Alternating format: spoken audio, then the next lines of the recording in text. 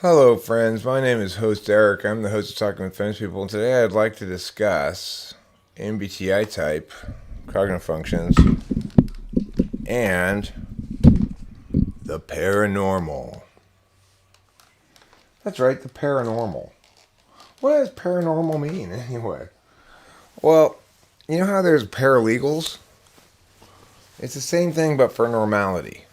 Okay? So, basically, it's not like a real normal. It's kind of like a nurse practitioner normal.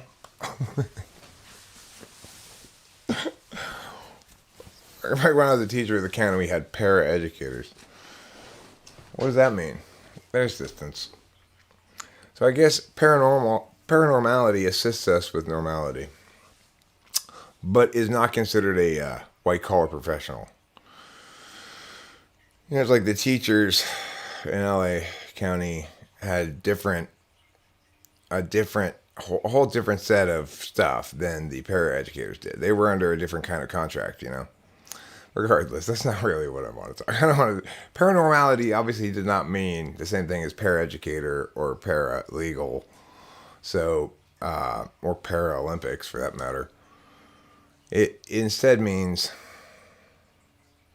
like magical, right? So I've been very much enjoying watching lately paranormal caught on camera and seeing these videos that people send in and go, I saw something paranormal. And I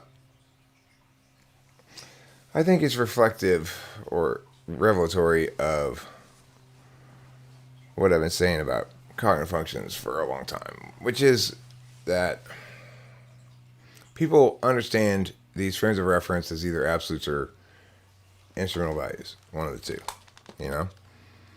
And so I'm a very logical person by most people's understanding of what that means. Hi, Anton. And yet, I really would like to believe in all these paranormal things. But most importantly, what I am is very comfortable with not knowing, not having an answer, ambiguity. So if somebody goes, well, you explain that video, Eric. What happened there? It's clearly a ghost or something. I'd say, I don't know. I have no explanation for it. If I don't have an explanation for it, and that's fine. It doesn't mean I believe it was a ghost exactly. It just means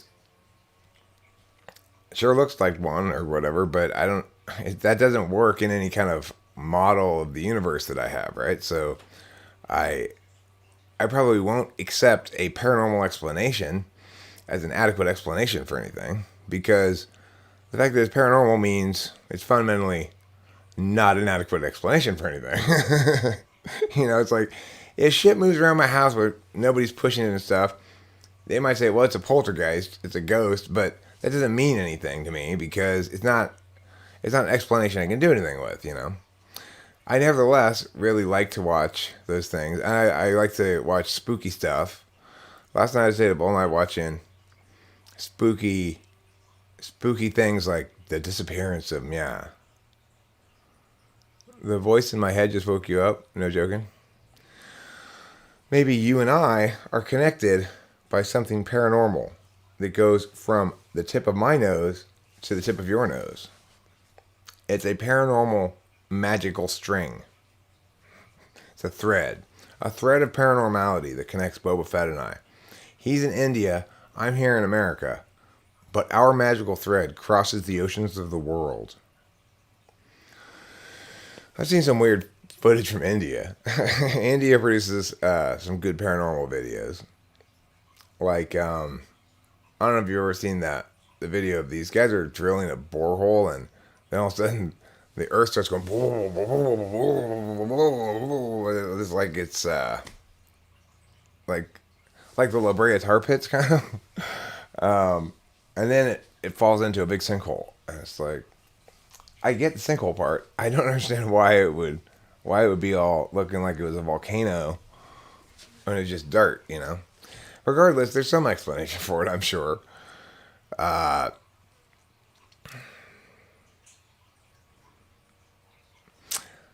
you know, if you want to talk about like, do you believe meow or do you believe meow, Eric? The answer is, well, I'm leaning towards yes on Sasquatch. Okay, I'm leaning towards yes on Sasquatch.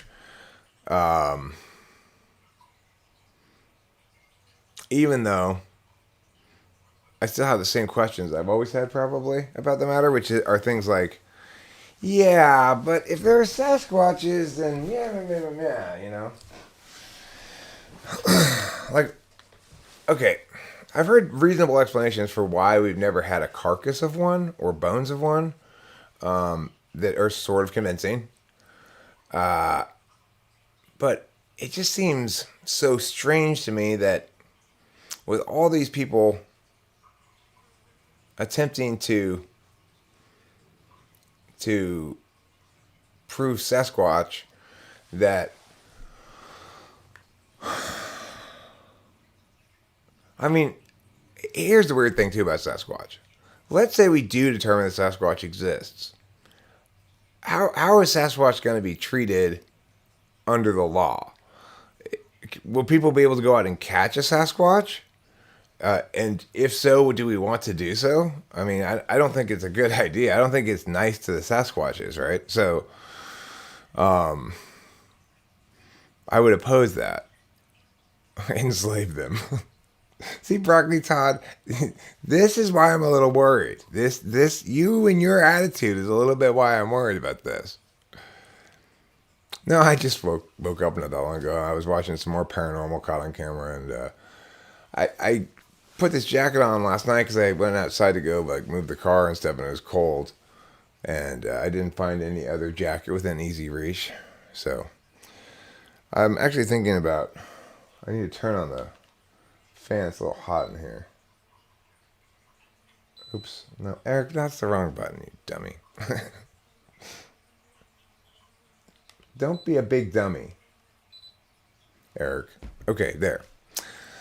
So, but in general, as I segue from exactly paranormality to a ancillary topic that's tied to it, I typed this lady a while back as ESTP. Then yesterday, I think it was yesterday, I had a session with her where she had some questions. She basically wanted to double check that she was ESTP, I would say, you know, kind of. What type of, well, each Bigfoot would be an individual, Brandon. So, like, Joey Bigfoot might be an ESTP, but Mary Bigfoot might be an ESFP. Who knows? So, the thing is, I talked to this ESTP lady, and during the second conversation we had, which was a very interesting conversation, one of the more interesting things that I've heard in a conversation with somebody as far as revealing about their type was this lady's response to John Wick. So, if you're thinking about ESTP as most people do, you're likely to say, well, ESTPs are going to love John Wick. It's a perfect film for them because there's so much action going on and blah, blah, blah. Well, this lady probably thought the same thing, but I didn't like John Wick. And then she explained to me her critique of it. The reason she didn't like... There's a lot more than those two pieces of evidence, Broccoli Todd. There's a lot more than that. Okay, so her complaint about it was this. If, in fact, John Wick is such a badass who can kill people with his pinky at a moment's notice, then where were those skills when the Russians were in his house killing his dog and beating him up and stuff? It's like she was irritated that he used to be such a badass, then his wife dies, and for a momentary scene, he's super weak and vulnerable, and then immediately thereafter he goes back to being a super badass for the rest of the movie. So that was one thing that bothered her. I would say that would be reflective of SI absolute value. There's a lack of personality continuity there, right? or of who you are continuity that offends the ESTP watching it. And then the second thing that bugged her about it was that it was, well, yeah, it was unrealistic in that he would have to have gotten so super lucky, impossibly lucky to have every one of those bullets miss him, kind of thing. And then the third thing she mentioned was, and how could he, why doesn't he ever get tired? Like, how could he continually fight all these people and never even be winded? So these things are SI absolute value complaints, right? They're saying, I don't like continuity errors within this frame.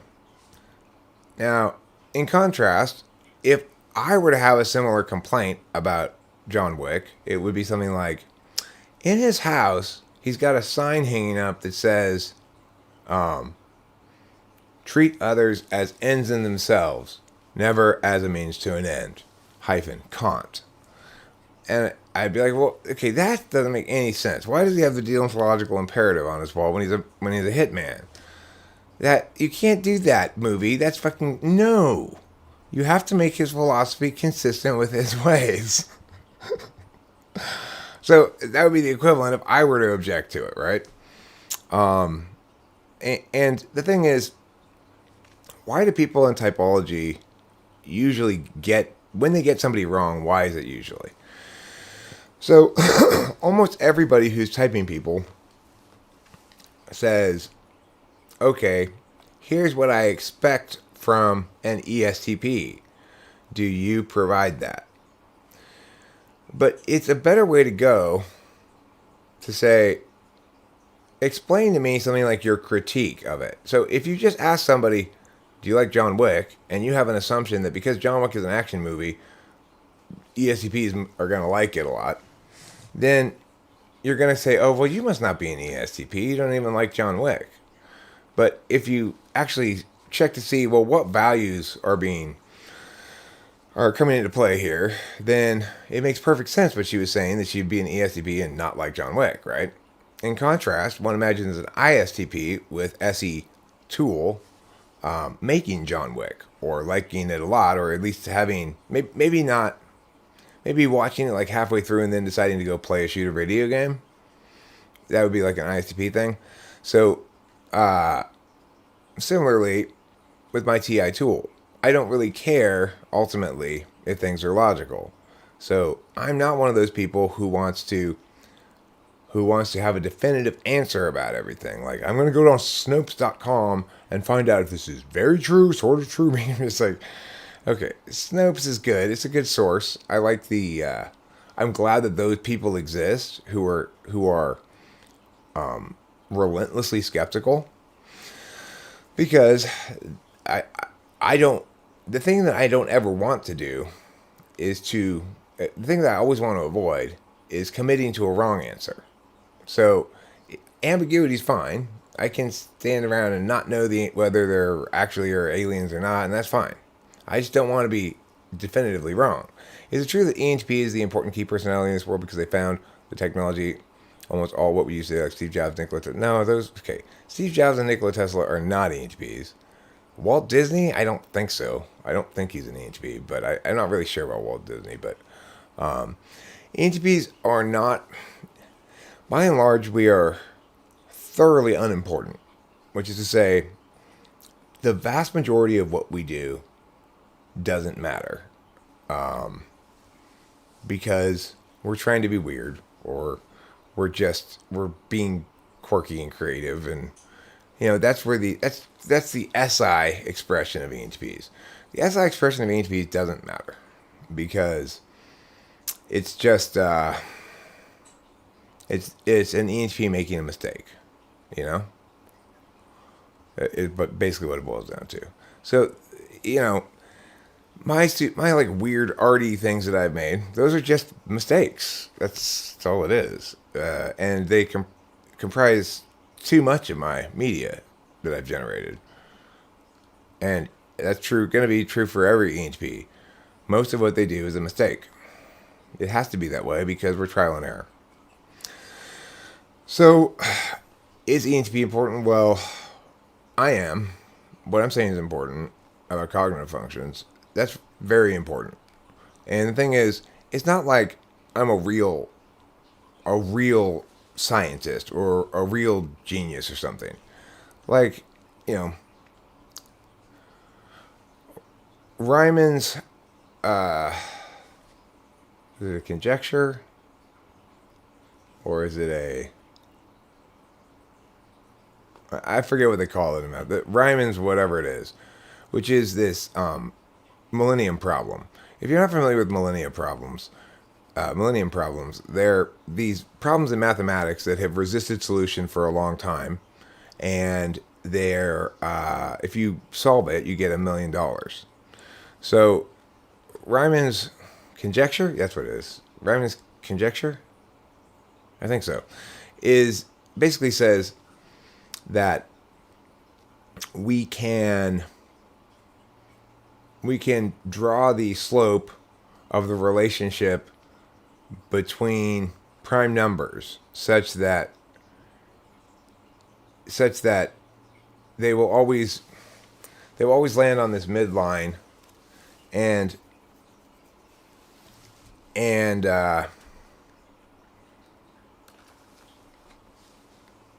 and it's they've tested this notion through trillions of prime numbers, but nobody can prove it's universally true. Which I think Ryman's hypothesis. Okay, Ryman's hypothesis. Fine. Okay. So the thing is, and that's the beautiful thing about math, right? You have to prove definitively that it's universally true in every instance, necessarily. No matter how much, how many empirics you have, it doesn't count, right? They've tested it with trillions of numbers, but that doesn't prove anything, even though it's been consistent in every single test, right? So it's like they've run trillions of empirical tests on this, and every single one of them validates it, but it's still not proved. Isn't that interesting? Well, Boba Fett, I'm going to answer Dandy's question in a second, but I'm going to address what Boba Fett says here first. I mean, there is the implicit to reality thing that exactitude on one axis precludes exactitude on another, right? So there's that. But the thing is, we absolutely will be able to define a working theory of personality that produces a model that can be simulated, because what we have to recognize is there are a finite number of information flows, information directionalities, or flows, or whatever you want to say. There's a finite number of fields. There's a smallish number of types. And the only challenge we really have is that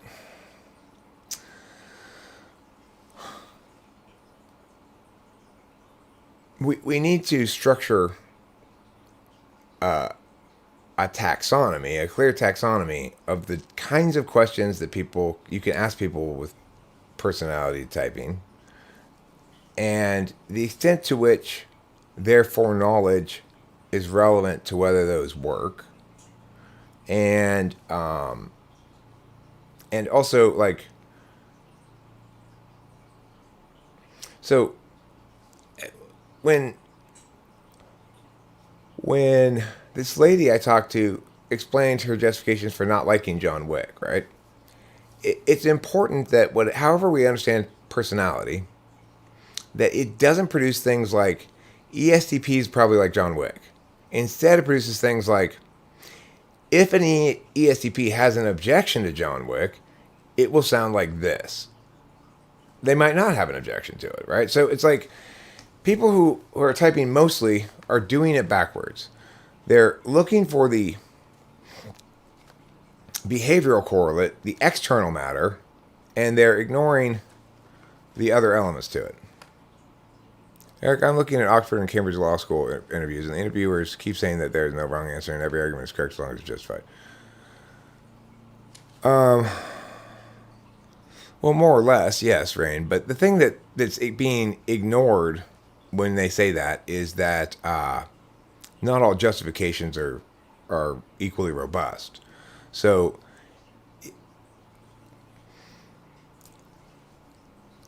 every answer that provides justifications is standing until those justifications are challenged, and unless they're challenged. So it's important to remember that we default to silence equals assent. That if somebody says something and you don't challenge what they're saying, you're at least argumentationally operating as though it were true, allowing them to proceed forward and make arguments off of it, you know? So there, the difference between understanding argumentation from a debate or legal perspective, which sees it as well, it's a zero-sum game, right? It's like I either win this binary point that this evidence is admissible or I lose it, you know, something like that. And dialectic, which is a desire to use language to more accurately and disinterestedly explain things. Am I going to call Ghostbusters, Adrian B? Now let me go back up to this dandy guy's question. I wanted to answer that, so I will. Do you believe that there is another intelligence life outside our solar system? We have billions of stars out there, and there's always Goldilocks zone on every single star that can support life. Well, I mean, if you define a star that can support life as that which has a planet in the Goldilocks zone, then that's tautologically so, but not saying anything. Do I think that there is intelligent life outside of our solar system? I don't know, and I'm perfectly comfortable with that. I have a very high ambiguity tolerance, and that's what it means to be in any Dom sediment, a knower, right? I don't need to know first. I'm perfectly comfortable with contingencies. Well, I don't know, but it would, if there were alien life, intelligent alien life that could travel to this planet on some sort of craft, then that antecedent to whatever comes after here will answer a lot of questions, but it will also run afoul of a lot of questions. So, on the one hand, okay, well, that explains these heretofore unexplained flying objects or phenomena, but it begs the question, or it elicits the question, if in fact aliens are here and we keep filming them and stuff, and we keep engaging with them in some ways, then why don't they just stop by and say, here we are? It's like, what's going on here? In other words, it's very difficult to explain the multiplicity of phenomena that are attributed to aliens without creating not just one alien race, but shit tons of them, each with different technologies, and all of whom are taking the same basic approach to us, which is kind of like coquettish. You can't see me. Yes, you can. You do that. Which is really strange. Like, why would they be like that, you know? It just doesn't make any sense to me. But at the same time, I agree with you that that with such a large universe, it seems very unlikely that we're the only life in the universe. It doesn't seem very unlikely that we might be the only intelligent life in the universe. And the reason for that is people don't understand the math on this lots of places where life could be argument. The reality is there aren't lots of places life could be. That the vast majority of solar systems don't have a planet in the Goldilocks zone. And that even with those that do, the scale of life on a planet in terms of time versus the scale of the universe makes it such that we'd have to not just find life on a Goldilocks planet in a solar system, but it would have to be at a certain spot in its astro-temporal development, right? Rachel Apollosis. Oh, she's right here. Hi, Rachel. The Galactic Council forbids it, obviously. Yeah. So, it's like I don't know if you guys have seen the video of that lady. That better not be what I motherfucking think it is. It's a fucking mermaid. It's a motherfucking mermaid. Have you seen it? Have you guys seen that video? There's this lady sitting in her car by this lake in Tennessee, and she's like, "What's that thing swimming out there?" And let me turn down this music. That better not be what I think it is. It totally looks like a mermaid, but I'm sure it's just a lady in one of those mermaid suits, But I want to believe it's a mermaid, ideally. A real mermaid that somehow magically is in this lake. Right? It's TI tool means I don't care to support logic at the expense of magic. But I can't buy things that aren't supported. It's like I just can't buy them. Thoughts on objective and subjective morality? Sure, I'll articulate exactly how it is, as I have in the past before, but this is a good thing to ask. I appreciate you asking, so I can answer it again. So there are two kinds of moral indications. There's negative moral prohibitions, and then there's positive moral indications. Negative moral prohibitions are objective and universal, which is to say, the duty to not interfere, or in other words, don't violate other people's rights as you're going about your business, is universal.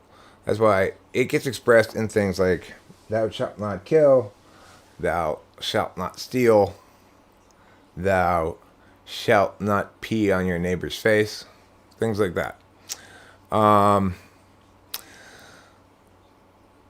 So, your left ear's bothering you? I'm sorry, darling. Sorry to hear that. So, the thing is, the negative moral matters are universal. There may not be universal agreement upon them, but they universalize from the axiom that slavery's bad. If you accept the axiom that slavery's wicked, then all negative moral prohibitions follow logically from that. Okay? The fact that slavery's wicked, one can infer from that people own their own bodies, and all the various negative moral prohibitions follow from ownership rights.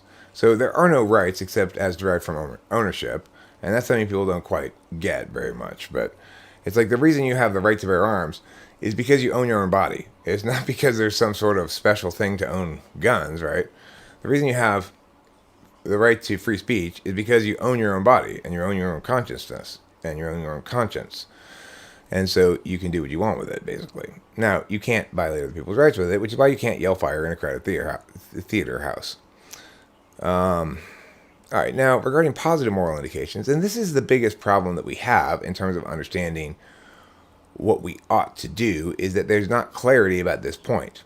So, positive moral indications cannot be universally determined. In fact, while we may have some general ground rules, yeah, you got that backwards, Jonathan. You got that backwards. That explains why your neighbors are so mad, right? Yeah. But God said. So you'll have ENFPs like Peter Springer, who thinks that there's a universal moral obligation to help distant others. In other words, to remedy the problems that need to be remedied, even if they're not your problems. Of course, anytime you try to actually apply these sort of thinkings of his, it universalizes to, so I have to give up everything until I'm as poor as the poorest person? Is that what you're saying? You can't, in other words, you can't apply the normative framework to meaningfully determine any behavior. It doesn't work.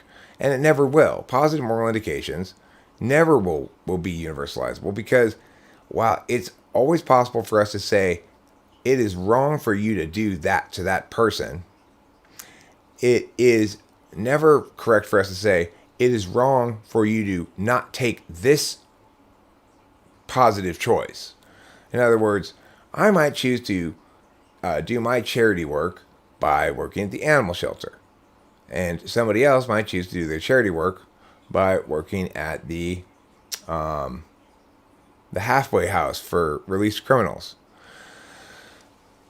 Either party might say to the other, "You're attending to the wrong thing," but neither of them can win that argument, right? Singer, whatever. Singer. Okay, fine. Peter Singer. Yeah, Peter Singer. Thank you for correcting me, Freddie, on that one. Just a complete asswipe, right? Like, just does not want to. It's so obvious that Peter Singer has his conclusion about how the world should be and what should comprise the political framework, and then he constructs his virtue ethics or whatever to meet those specs. It's completely fucking ass backwards. Pyramid found in Indonesia. Got to be careful with those pyramids. They're magic.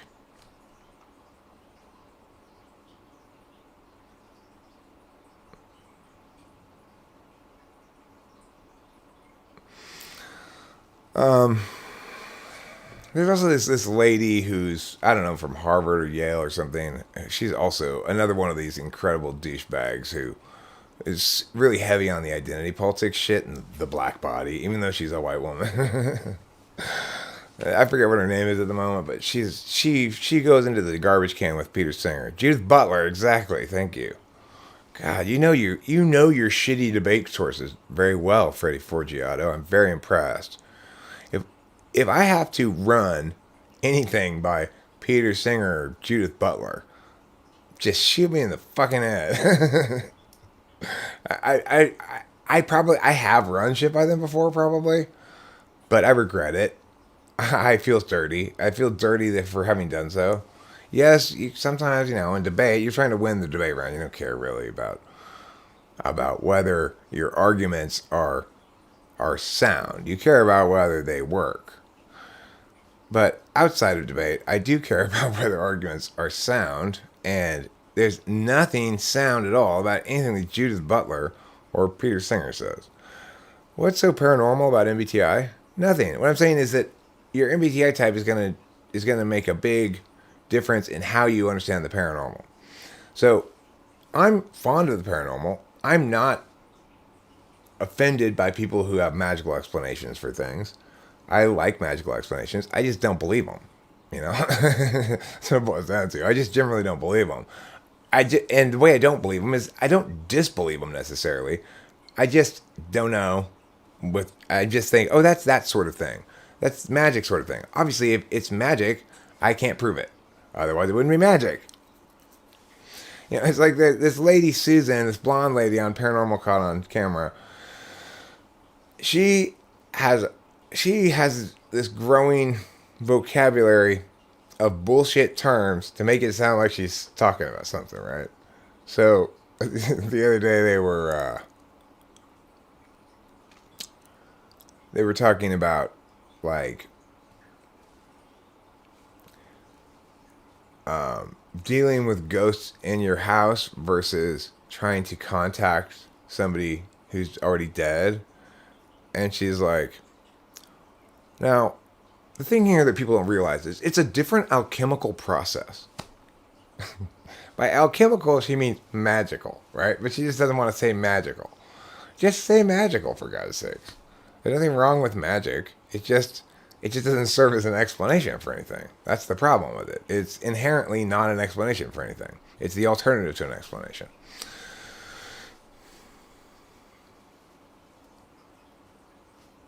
My cognitive function stack has the exact same order as my astrological planetary alignments.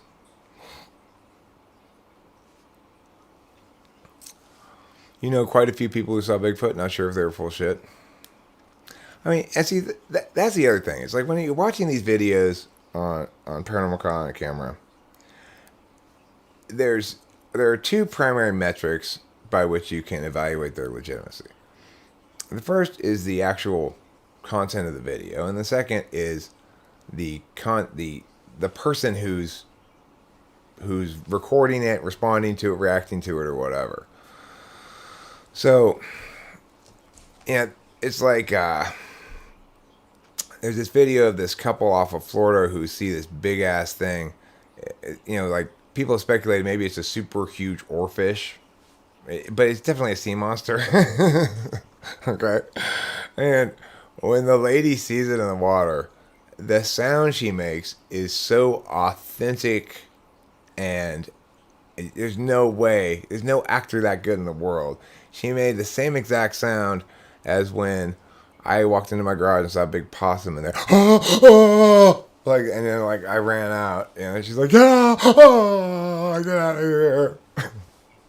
And just, the whole thing is just so authentic, right? You can really feel the authenticity. Same thing with this mermaid video. So this lady who is filming this so-called mermaid in this lake in Tennessee, there's no disputing the fact that she believed it was a real mermaid. Okay? So that's sort of half of the equation. That lady's not faking anything. She saw what appears to be a mermaid in a lake in Tennessee. And I mean, it definitely looks just like a mermaid. And she was filming it, and she definitely believed it was a mermaid. So on that grounds, you know that if it's not a mermaid, it's not because you're being faked out or anything. It's just because this lady was more gullible than you, right? She's not trying to fake you out.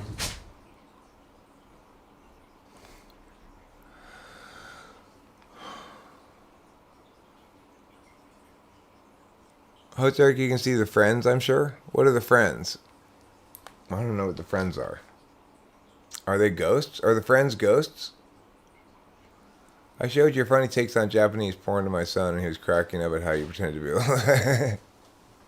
I was pretending to be a full-grown Japanese woman, actually. That's how they sound.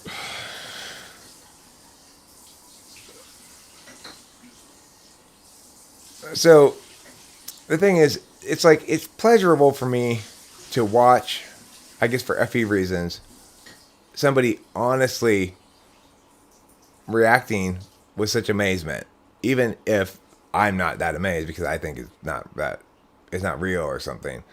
I like the fact that this woman is giving such an authentically enthusiastic reaction to a real mermaid. You know, it's great. It's like, you know, we're all kids in some way, and there's magic, and isn't that great?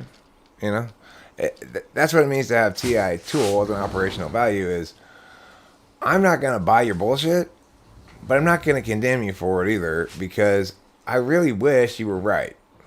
I really, really want you to be right. I want there to be aliens. I want there to be Sasquatches. I want there to be ghosts. I want there to be magic. I really want you to be right. That's TI tool. I can't generally acknowledge that you are, and if you give some dumbass explanation like, you know, maybe those big noises came from way out in outer space and they just finally reached Earth. If you give some dumbass explanation like that, I'm gonna just laugh. I'm not gonna be annoyed or offended or anything. I laughed and laughed and laughed when I heard that the other night. It was so funny. In fact, when I told Rachel about it like the next day, I still laughed and laughed and laughed. It was so funny. It's the same lady who said, well, you see, it's a different alchemical process. Okay, well, what do you mean alchemical? You mean it's a different kind of alchemy? Alchemy is not really a thing, unfortunately. So, you're just saying it's different magic. That's just fine. You can say that. I don't know what's up with this video I saw earlier of this Brazilian werewolf. This guy set cameras around his house, and there's this weird monster-y pig-looking thing that keeps coming around to his cameras and has this like human face on it. It definitely looks like actual wildlife. You know, it doesn't look like anything in a costume. It's a four-legged creature, and it's like, I don't know what the fuck that is.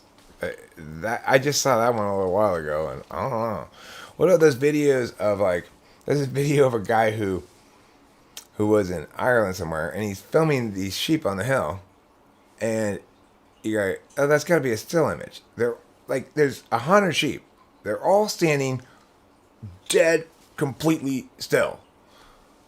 And you don't even believe it's a video until briefly one of the sheep wiggles its ear.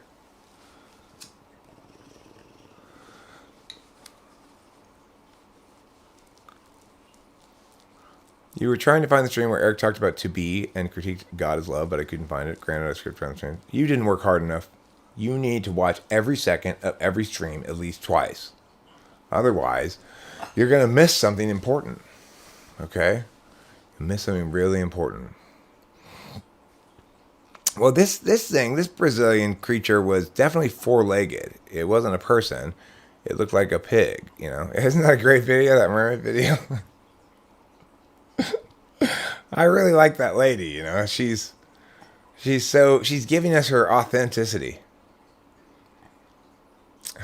You're trying to get better at alchemy.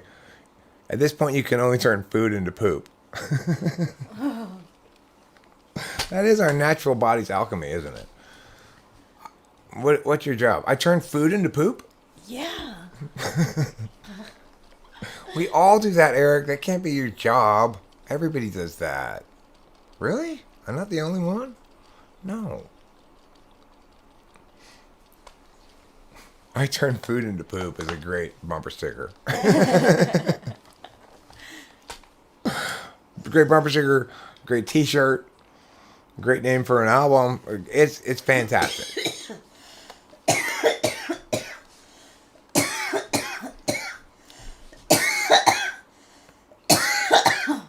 So the kind of critiques we make are indicative of our type a lot, whether it's about paranormal stuff or about movies or about Eric. Like, this morning I just said, oh, fuck it, I'm just going to remove it. The thing is, there's a problem with YouTube's comment thing, which is this. When I go to comments, it defaults to comments you haven't responded to yet. But here's the problem. If I don't respond to something, it's because I don't want to respond to it, and I want my response to be ignoring it. But then the comment thing keeps putting it in front of my face, right? First thing, because I have not responded to it yet. Such was the situation with a comment by Jeff Shaw. So I told Jeff Shaw the other day, I'm like, you are on my attention no-fly list, okay? You're getting zero attention from me for a long time now. You have annoyed me. So, you know, I put up that video the other day where I was talking about if 1 + 1 = 2, then these words matter. And Jeff Shaw went and, you know, put a comment, this is a normal thing, which is, I'm not attacking you, but here's where you need to learn from me, Eric. And the thing is, the problem Jeff Shaw has in sort of sustaining that point is that there have been many occasions where I've said, okay, Jeff Shaw, I'll put on the learner's hat, you be the teacher, now go ahead, teach me what I need to understand. But he never has anything to say of any significance.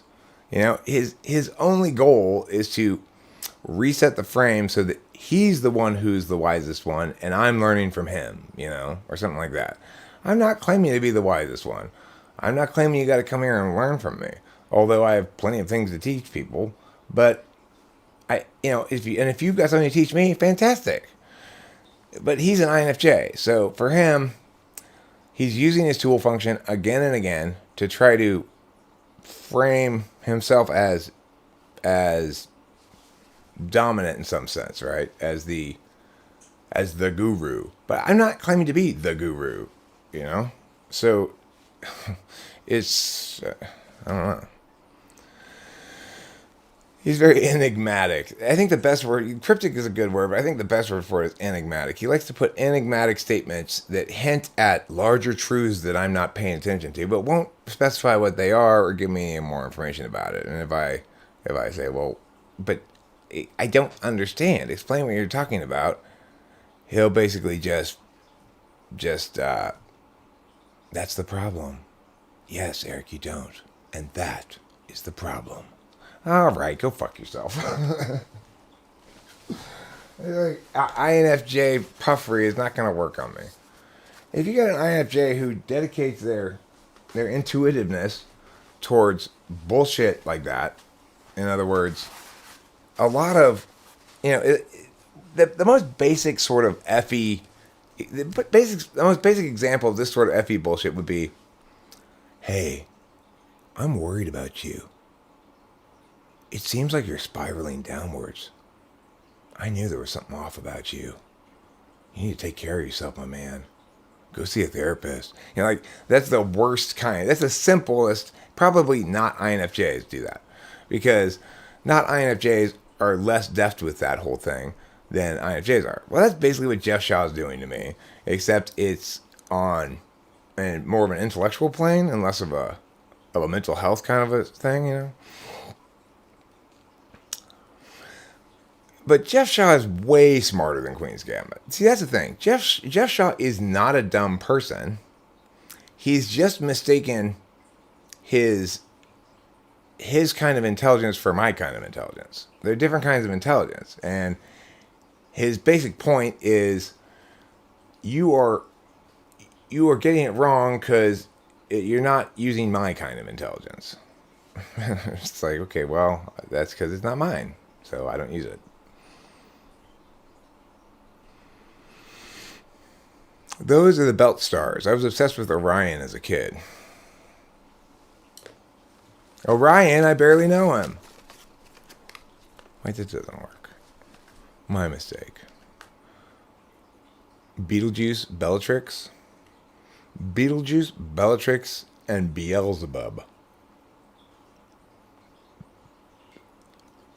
No, I was just explaining how YouTube basically makes me remove comments that I'd rather ignore. Because every time you go to comments, it defaults to comments you haven't responded to. Ignoring somebody is a response. So if YouTube wants to do that, it needs to put a button there that says ignore, right? So I can indicate to YouTube, yes, I've dealt with this in the way I want to, which is to say nothing, no thumb, no heart, just say nothing. That's one of the ways that I want to be able to respond to people. However, being an EHP means things in the external metaphysical field that bug, and it's like,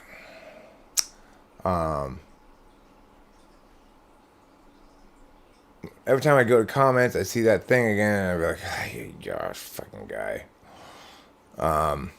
So eventually I just removed it. I don't want to remove people's comments that I don't like. I don't think Jeff Shaw's comment should have been removed. I think he has the right to say what he said there in this context, in this form. I afford him the right, let's say. But I just got tired of looking at it. It's like I got tired of every time I went to comments, I was reminded by this fucking annoying comment right in front of my face. So I just removed it. Why can a channel like Warmest rot troll their channels and not get strikes? Their titles are rather ugly and troll like. Well, because I don't complain about it. It's like, you're never going to find me complaining about somebody bullying me. It's never, ever going to happen. It's like, they can say whatever the fuck they want. I don't give a fuck. It's not my problem, right? It's their problem. I afford people the benefit of the doubt that they're intelligent enough to see that if they watch any of me and any of them, that obviously I'm the only one among this set of people we're evaluating that knows what they're talking about. It's not like any sane or intelligent person would say, rational typology seems to understand this better than Eric does. Never would happen. So if you're going to be a rational typology person, then your frames of reference are such that you already do not validate the frames of reference that ought to be used to map this thing. So it's a waste of my time to even worry about it. Thanks, Bozo. I don't have that many photos on my hard drive as I do. Like, I've got shit tons of Google Photos, so I tend to just reuse the same ones that I got. I should download some more. Are you feeling not so fresh? Perhaps you'd like to try this bottle of Summer's Eve by Massingale. Mom, Do you ever feel not so fresh? Honey, try Summer's Eve. Here, spread your legs. I'll squirt it up there for you. 1980s douche commercial. You should check it out. It's a great commercial. Mom and daughter, they're riding on a yacht off Cape Cod, as menstruating women always do. You know, two women, a mother and her, 18-year-old daughter or something, out for a short yacht cruise off Cape Cod by themselves, because they need to get away from the men, because they need to have a conversation about something kind of private. It appears that the daughter is feeling not so fresh. Now, if she could ask her dad for advice about that, but it wouldn't help, which is why she's gone off on the yacht with her mom. And mom informs her, sweetie, yeah, your puss stinks. Stinks like shit. Here, I've gotten you this box of Summer's Eve. Take it. I know, my puss used to stink too. Well, not anymore, thanks to Summer's Eve. Now my puss smells fresh as a daisy.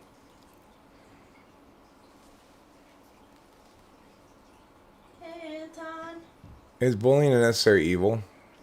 No, I mean, the thing is, the warning I got, and I did get a strike, or which, I mean, whether they call it a warning, a strike one, or a strike two, it's all a strike, right? For bullying C.S. Joseph. And the thing is this. I deserved it. My discourse was non-civil. I went cheap and easy, and I didn't need to do that. I'm smarter than that. I'm better than that. I just don't need to be that uncivil in my discourse. I tend to get mad and be uncivil still, but I'm careful not to make a video in which I just direct all of my energy towards shitting on somebody like I did in that one C.S. Joseph video. What happened was this.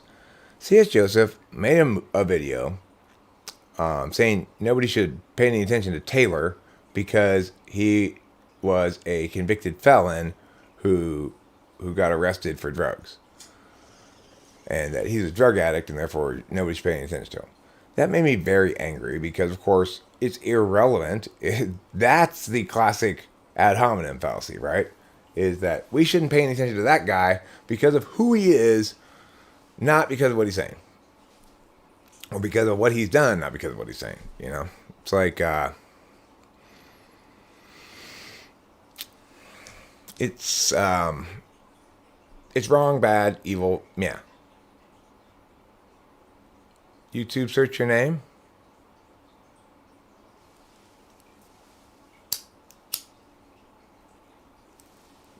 Who is that guy? I'm just asking questions here. I don't know what you're talking about.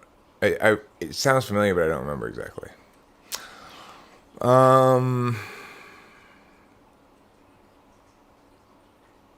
So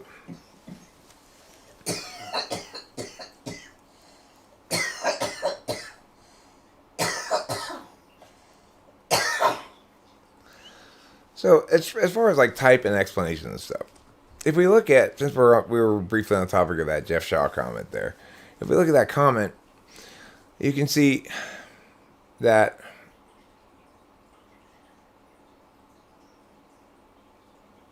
it's kind of reflective of TI as an absolute value, FE as an operational value. So he feels as though if he can win the framing, like frame it on an FE ground such that he's the knowledgeable one, that thereafter there'll be a more fair distribution of credit for being smart or something. Of course, it doesn't work like that, but that's just reflective of his absolute values. His expressed absolute value of NI is what he keeps enigmatically gesturing at, but he keeps gesturing at it in other ways, new ways and stuff. But basically the same move over and over and over and over again. So that would be ignoring NE, tool FE, NI Dom. He's just FE NIing And third slot TI, which is selfish. Well, it's not fair that Eric gets to be the guru and I don't, or something. It's like, okay, dude, I don't know. Of course, he's clearly an INFJ with some issues, and it is absolutely not the case that all INFJs have issues. So what I mean by issues is with FE Tool, there's a presumption that you've got a good handle on those relational frames, like who's teaching, who's learning, who's wise, who's ignorant, etc. That you've got a good handle on managing those frames. But if you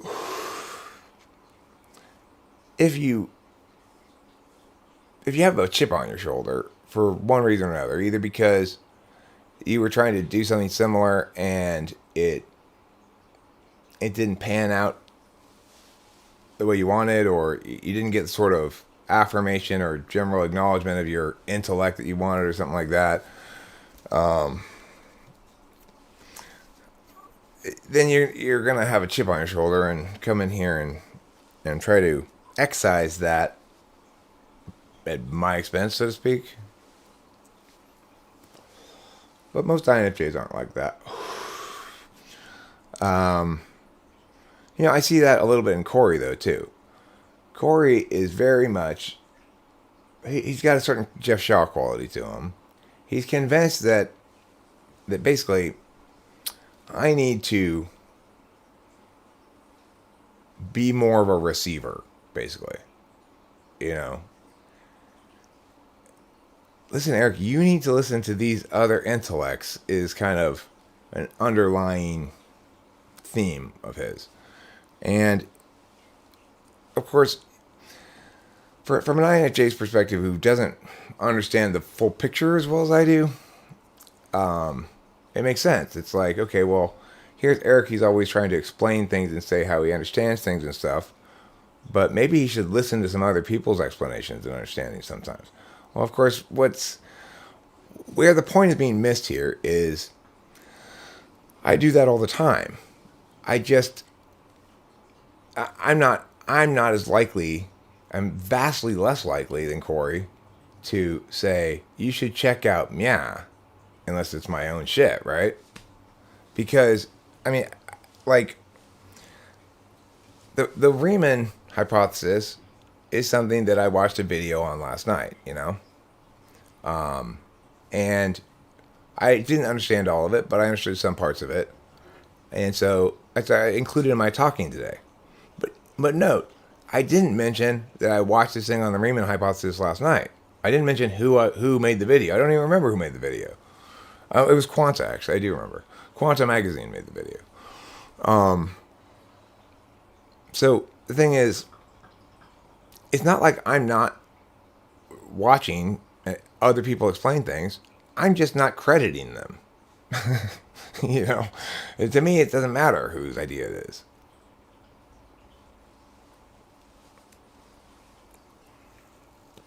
So Corey basically, and this is understandable for a knower, an intuitive knower like an INFJ, it's always going to kind of think he's got a clearer big picture than I do. And in some sense, he'll be right, because he'll definitely be more big picture focused than I will. But he doesn't have the most important big picture frame in place. In other words, he doesn't know anything about cognitive functions or typology and doesn't want to. And part of the reason for that, I think, is he sees himself as a uniquely intuitive person in a world full of normal people. It can be a bit of a shock to the system for an INFJ to realize they're not alone. There are other INFJs in the world. You just don't see them very often in regular life. Thanks, Anton. I appreciate that. The thing is, it's not necessarily all intuitives because of the reason I'm saying. Like, I'm not a knower. So I didn't really realize how alone I was until I read an MBTI description of ENTP and just burst into tears and cried and tried to understand why that was the case. It's like, oh, that's why nobody understands me. Wait, nobody understands me? Are you sure about that? What made you just say that? It's like I'm not operating on, do people understand me? I'm not operating on, can I emotionally connect without intellectually connecting or whatever. I'm just not thinking about those things. So it's not the case that for all intuitives, they can't believe they're not alone. But it may be the case for all intuitives that at some point they wake up to the reality that there's some huge disconnect that needs an explanation, and that's what it is. There's a huge disconnect that needs an explanation. Like, look at, why is it that I'm so okay with not having an answer to things? Well, it's because I've got SI fourth, which means if I haven't experienced it, I don't expect to have an answer. And I've got NI fifth, which is I'm used to operating in an environment in which definitive answers don't constrain me unless I come up with them. What instead constrains me is my insistence on making whether or not it's a failure or a success a public matter. That's what saves me. So it's like, if I were just relying on my stack and my intuition, it wouldn't work because I'd be ignoring singular explanations, and I'd only validate things that I could experience. Instead, I'm an EDOM, which means I create words that I can parse logically. It's a brute force way of getting to the intuitive conclusion. It's not an intuition way. Extroverted intuition is improperly called intuition in some sense. In the normal understanding, the colloquial understanding of the word intuition, it's some sort of aha moment. Now, granted, that's only intuition from one angle. In other words, that's subject intuition, or trying to figure something out and going, aha, this is the answer. That's subject intuition. So, I'm not very good at subject. I don't do subject intuition naturally. I don't walk into a room and say, look at all the clues, and the answer is yeah. I go, well, there's a chainsaw, so maybe they cut it with that. Or actually, look, there's some bolt cutter, maybe they cut it with that. Oh, I don't know. There's some footprints here, maybe those are clues. Or I just meow, all these various possibilities. I'm not going to walk into a room, evaluate it, and give you the Sherlock Holmesy kind of. And this is what happened. Elementary, my dear Watson. It was a crow that was infected with the bird flu, who came in through the chimney, infected the victim here, who died in the locked room. This note is a red herring. It's actually, he's simply writing a play, and this is part of that play or something. I was like, that's not me. I'm not that guy. I'm intuitive in a different way, in a way that you wouldn't really call, if you were using the colloquial definition, intuition. You'd say, Eric's very creative. He's very verbal. You wouldn't really necessarily say, I'm very intuitive. We would say that in the MBTI community because we understand the word intuitive in a different way than is normally used. But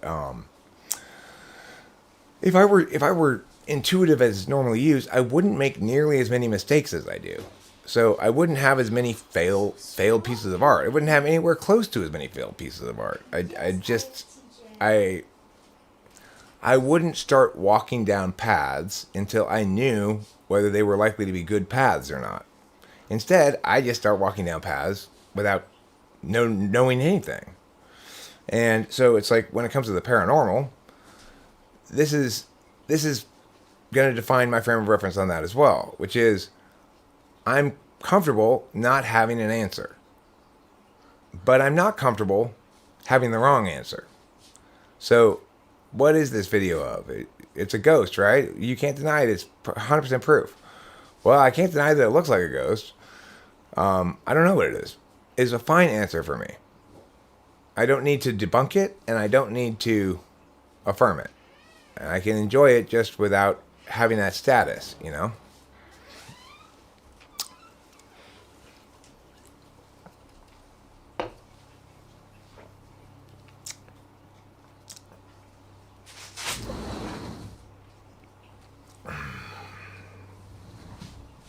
So anyway, if you haven't heard, mermaids are real.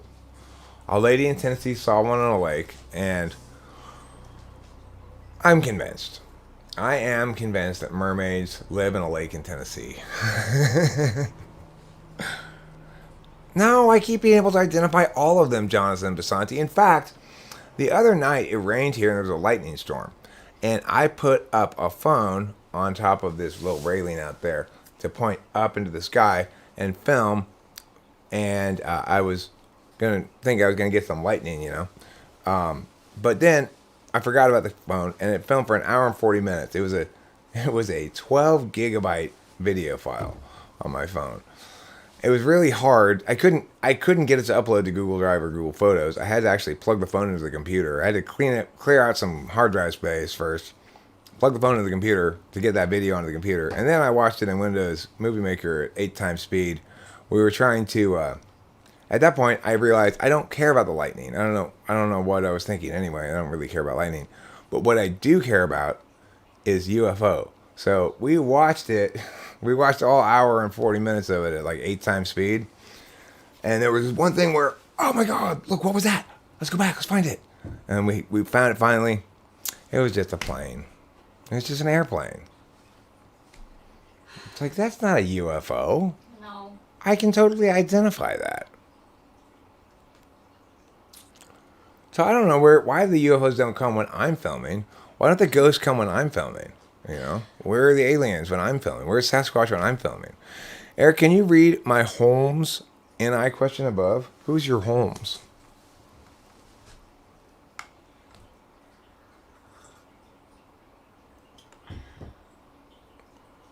Who is your Holmes? I mean all of... Oh, I see. But I mean all of Holmes's conclusions are sums of his observations and justifications, so that NI. He doesn't know the answer until studying the environment and thinking about it actively. No. He does the exact opposite of that. He just lets each clue sit on his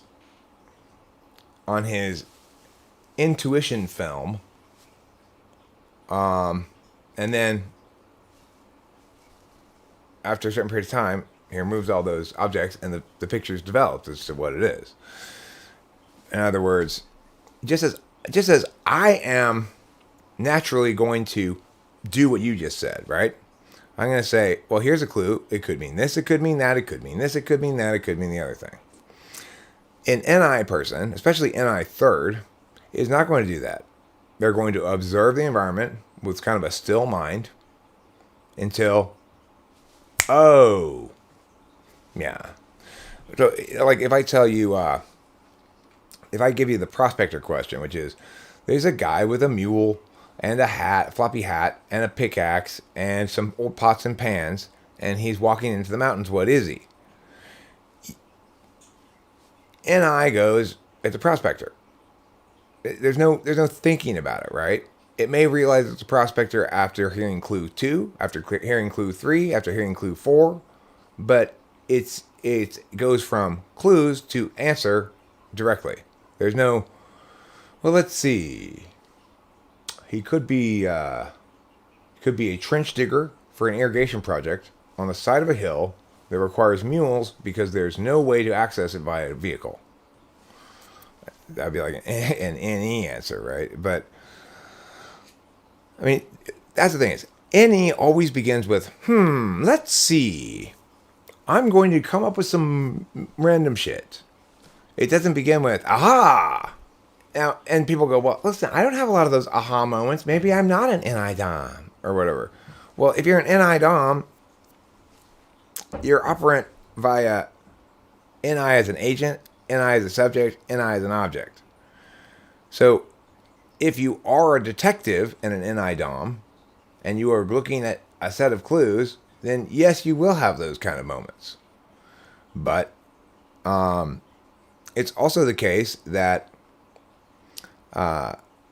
if you're an NI-DOM, you're not by nature a subject. You're an agent by nature, which is to say your default way of being is to receive and know rather than go out and conclude, right? So Rachel's default nature is to sit here and watch TV and know what's good and what's not good and what she likes and what she doesn't like. And it's like if you're an INFJ, you're natively most comfortable in a land of stories. And if you're dating an ENTP, you sure are going to hear a shit ton of them. That kind of works out well. It does. Eric, what is your tri-type and what are your instinctual variants? My tri-type is 784 and I'm SX. Probably SXSO. But definitely SX. And Rachel is SX as well. And I think that's one of the most important factors in the viability of a relationship. You've got to be the same instinctual variant. Two self-preservers could be together, and they can maintain their own houses and their own bank accounts. And okay, you stayed overnight 2 nights in a row. Now I need my space. And they're both fine with that because they're both self-preservers. Two social instinctual variants can get along fine. We have a barbecue again this weekend. Oh, wonderful! And then after we go to your barbecue, we'll go to my barbecue. Great, fantastic. We are both committed to presenting ourselves as a couple to the group and integrating as a couple with the group. That's SO. We're both committed. Think about SX, SO, and SP as how you deal with relationships. That's not how generally people will tell you, but just imagine it like that, okay? And the answer is, do you see yourself fundamentally as part of a two-person pair? In other words, you couple up. Do you see your coupling as part of a larger group, social? Or do you not see yourself as part of a couple, but somebody who's an independent agent who has alliances of sorts with other individuals? And I think that being the same instinctual variant is kind of a precondition to a successful relationship. But again, I'm not an Enneagram expert, and also I can't really substantiate claims that I'm making here. So because Enneagram its mechanics are not clear and non-reducible. Like, in other words, I can call 7 an ostrich head response to fear. I could call 7 gluttony. And I kind of mean the same thing, but I could also call 7 avoidant. So what happens if you see a fear response that's avoidant but not gluttonous? Rather, it's slothful. Well, am I being 9 or am I being 7? It's hard to say, right? It's like you've got multiple vectors on which you can check these things, and sometimes they might run afoul of each other. And unlike with cognitive functions, it's not clear what you should prioritize when they run afoul of each other.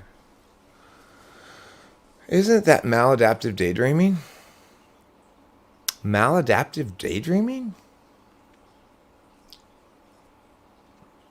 I mean, I guess I could see how daydreaming could be maladaptive, but daydreaming seems like a harmless enough activity to me. Night dreaming, on the other hand, you are really taking some chances there, mister. You tried to dream at night? That is not okay.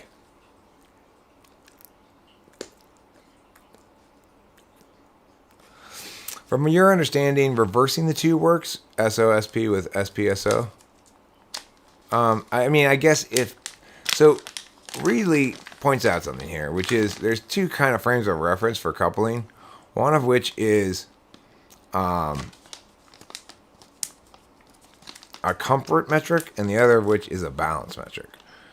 If you want to be ultra comfortable, you don't want to be with somebody who balances you out. You want to be with somebody who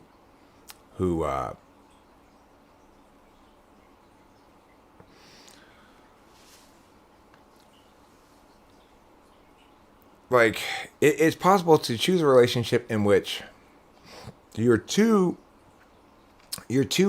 enabled to be yourself, in which case both you and your partner are periodically going to have excesses. You're going to burn out from excesses of being what you are. Or you can have a kind of relationship in which you balance each other out, in which case there will always be instances where you go, okay, fuck this noise. This person is contradictory to my ontology. Neither is perfect, right? So it's the case that Rachel and I are empowered by each other to stay exactly in our comfort zones. She's perfectly comfortable with a bunch of ideation and not necessarily doing a lot of stuff. I'm perfectly comfortable with watching a bunch of cool in-eye kind of media. And between us taking turns doing our respective comfort zones, we never leave our comfort zone. And that's, you might say that's good or bad. It really depends on where you are in your life. So for me, it's good for sure. I don't want to be balanced out right now. I want to be empowered and enabled, you know? Yeah, my ISFJ relationship was counter. So even if I had had a healthy ISFJ, it still would have been balancing me out rather than maximizing me. For example, when I was with Kimberly, one of the things that I did was I built a little house. I mean, I actually built myself a little house. It's not as big as this, but pretty big. Because Kimberly wanted a chicken coop, but she didn't like my half-assed chicken coop initial efforts. She wanted one that she could put on Facebook that would compete against these women who have chicken coops made by their general contractor husband or something. It's like, you want me to build one of those from the ground up, from scratch? We used all reclaimed wood, and I did. I built that fucking thing, and it was sturdy as fuck. I tell you, I was incredibly impressed with myself.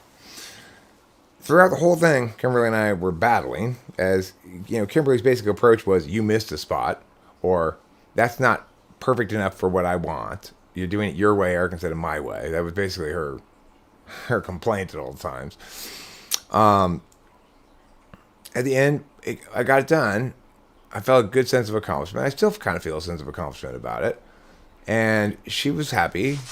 But the thing is, that was good for her. You could make the argument that it was good for me to be balanced out. But it wasn't good for anybody else. In other words, I am potentially useful in some ways to the world. If I'm with an ISFJ, I am no longer potentially useful in some ways to the world because I am too busy building chicken coops. So, do I want to be balanced out? Not now. Not in this part of my life. When I was younger and more overwhelmed by my imbalances, there were times when I believed I wanted and needed basically like a parent-kid relationship where the woman is constraining me and being mom, and I'm to varying degrees rebelling against it or going along with it. That's a fucking terrible fucked up relationship, but I was a drunk and I was trying to protect my drinking basically. So yeah, I've been in relationships where the person balances you out. So ESFJ kind of balanced me out too, in the same way that ISFJ balanced me out, which is to say they care about the experience of your immediate environment and your immediate time. And that brings an ENTP back down into sensory land, back down into their body. It means, I gotta stop live streaming now, guys. I told Candace I would go eat dinner with her and Delilah inside at this time or whatever. Which is fine. It's like, okay, well, you're nice and balanced out, Eric. spending more time with your family is good. But I'm not in that part of my life anymore. And I'm not a drunk anymore. I don't need to worry so much about my own excesses being a problem because the things that I'm excessive about don't generate problems. I've eliminated those things that I wanted to be excessive about that cause problems for me.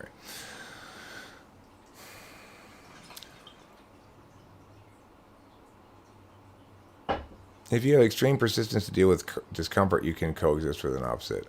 I mean, the thing is, an ISFJ is not exactly an opposite. It's just saying, basically, it's kind of like this. If you can't make it as an ENTP, get an ISFJ wife. And then you can basically be a pair of people who are concerned about your own experiences, the SI validating, and you can kind of FE validate and not worry so much about the NI. But I want to be an ENTP who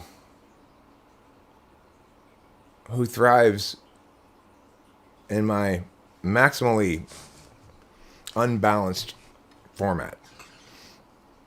Because, of course, from a third party's perspective, I'm most valuable when I'm maximally unbalanced. Which is to say, I'm of no use to anybody if I'm not talking.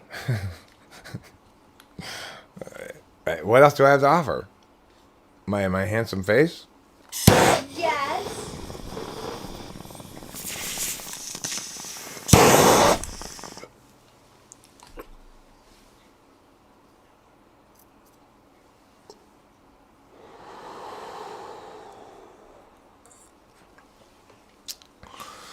Now, in contrast, like with this, when I say like I'm comfortable with not knowing an answer, right? That I'm comfortable with ambiguity. My dad is absolutely not comfortable with not knowing an answer or ambiguity, and that's NI absolute value and polar means he comes up with some crazy fucking explanations for things. That's another expression of how like absolute values and slot work, you know. What words or phrases do you use the most? Interesting introspective exercise. I have a pretty good ongoing record keeping of what words I use, how often I use them, and if I'm using a word too much recently, or I should use it less frequently. I learned a new word the other day. I was very impressed with this lady. There's this one lady on the Paranormal Caught on Camera show who's an intuitive thinker, probably. Probably an NTP. But maybe just a really bright an INFP, maybe. Possibly a really bright INFP or something. I'm pretty sure NETI somewhere. And yet she's still commenting on this paranormal stuff. But the way she phrases her things is much more attentive to claim making than the other ones. And she was commenting on this one video of this weird thing in the sky that was moving around like meow. And she says, well, I mean, at first glance, it looks like a murmuration of starlings. I paused it. I'm like, is that really what that's called? A murmuration of starlings? And indeed, I had to end this little moment by giving her 1 point and taking 1 point away from me, because she knew that when starlings do that weird thing they do where they all fly around in various directions as a group, it's called a murmuration of starlings. Who knows that? Who knows that that's called a murmuration of starlings? And why is it called a murmuration of starlings? No, a flock of starlings is not called a murmuration of starlings. A murmuration of starlings is when a flock of starlings does that thing. So it's a very, very precise term. And I really was like, okay, hats off to you, lady. Hats off to you. That's absolutely fantastic. You're doing commentary on these paranormal things. And your commentary is much more intelligent than the other people's, at least in it's avoidance of being wrong, explicitly wrong. So, and they had one episode of Paranormal Caught on Tape, which is called OMG Caught on Tape. It was like a special episode. It wasn't paranormal stuff. It was just oh my god stuff. That is such a great episode. Have you guys ever seen the two planes crashing in midair and all the skydivers jumping out? And it's just, Rachel and I were both crying at the end of it. Rachel and I were both crying. I mean, These two planes, they're planning to do this big skydiver like team jump, right? So they've got too many skydivers to fit in one plane. They've got two planes. There's a lead plane and a follow plane, and they're supposed to time it so, like, I guess, like these guys jump out and then these guys jump out, and so they end up together. yeah. But right as they're about to jump out, the plane down here, you see it like coming up like this, and you can see it from both angles because everybody's got cameras on. You can see it from lots of different angles, and they crash into each other, and like one of the planes, it like rips the entire wing off, so it's got like one wing, and the other plane is all beat up too. It was the craziest thing I've seen in a long time. And then of course the wonderful thing, the thing that made us cry is everybody survived, including both of the pilots, and nobody on the ground was hurt. And which is crazy because you see that one plane lose its wing, and you go, well, that pilot's dead. Well, he bailed. Right. He bailed out and had an emergency chute on. And then the other pilot managed to land his plane, and it was like, That was a miracle. yeah, it was amazing. The footage is amazing because you see him all the way down to the ground, and then she gets to the ground. She's coming out sort of out of her parachute, and she's just sobbing because she knows that guy's dead. She said, I knew he was dead. I knew he was dead. I knew they were dead. But then everybody was fine. Pretty amazing. There was another OMG video on that one where it shows this lady. She's sitting in a chair by watching her kids swim in the pool and just sort of chilling in Georgia, and she hears a cracking sound, and she kind of like glances over her shoulder and gets up and runs away, and this fucking huge tree lands right on her chair where she was sitting, and she got out of there just like 0.1 seconds before the tree hit. It's crazy. And the reason she was able to do that is, what she explained was, like 7 years prior, they had lived in a house where during a storm, she heard this tree crack, and then the tree fell on their house. And it didn't hurt anybody or anything, but it imprinted in her this understanding that when you hear that sound, bad shit, big bad shit, trauma. And so because of that, she said she got up and ran away because when she heard that crack, she knows big bad trouble, and it saved her life. Yeah. And she says, you can hear on the security camera, the first thing, her boys are like, "Are you okay?" She's like, "I almost died." She definitely almost died. But it's funny how you can almost die and be completely fine, right? Nothing wrong with you at all. Or you could almost die and be in the hospital all tore up, right? Oh, that's like the other guy. Well, we could take a whole episode. The two guys at the pub I forgot about until you said the shirt. Oh, yeah, I forgot about that was one, too. fucking That was nuts. crazy. There are these two guys sitting at a table at a restaurant right by the window, okay?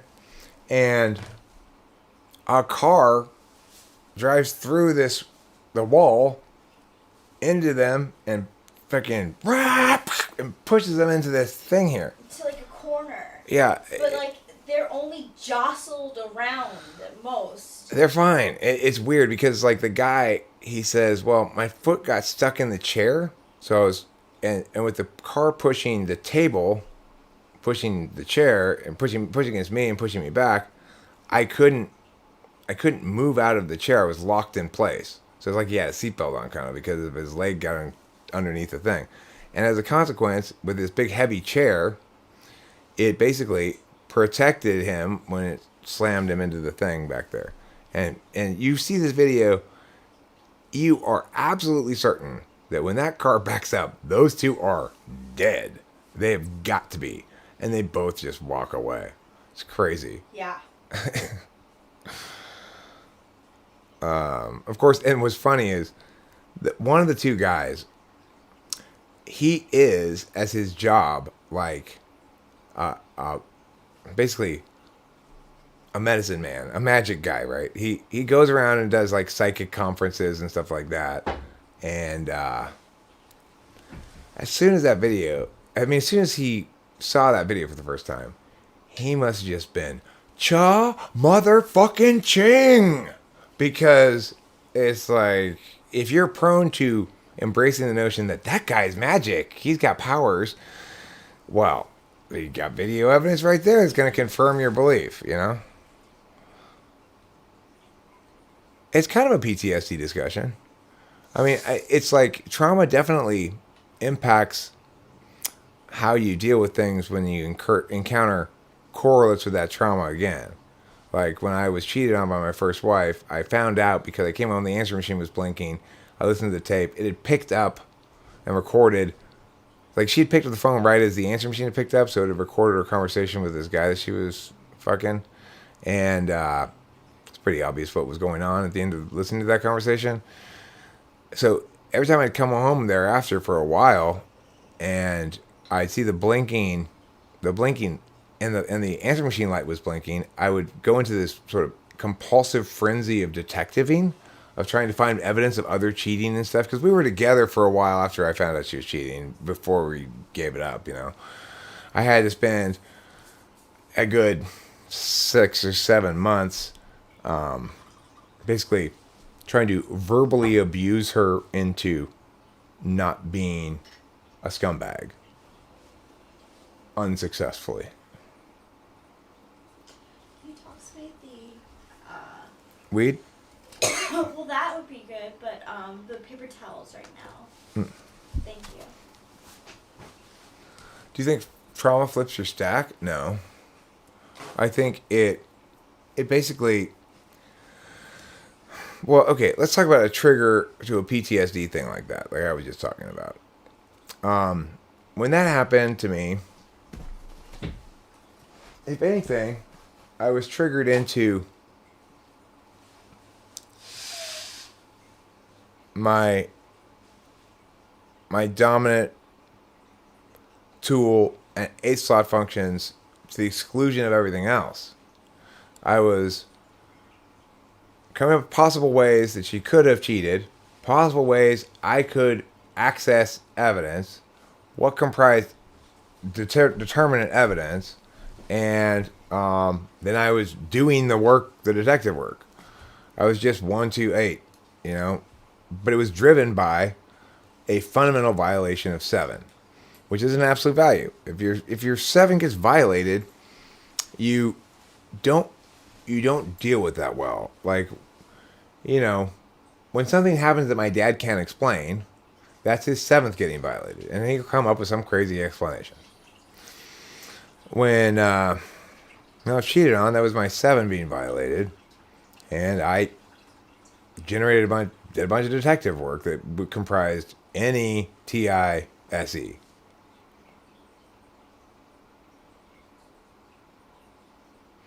Oh, you're sick, Leaf? Well, yeah, you probably got the vid. Everybody gets the vid, apparently. It's either COVID or a cold. But as far as I can tell, since around 2020, colds don't exist anymore. Good observation. As far as I can tell. I haven't heard anybody since COVID get a cold. Have you? Everybody now either gets COVID or nothing, it seems like. Obviously, that doesn't make any sense, but, you know, I don't want to rant about COVID stuff right now. I'm not feeling very ranty. I'm feeling more like your auntie. You know, Auntie June. The one who gives you Rice Krispies treats.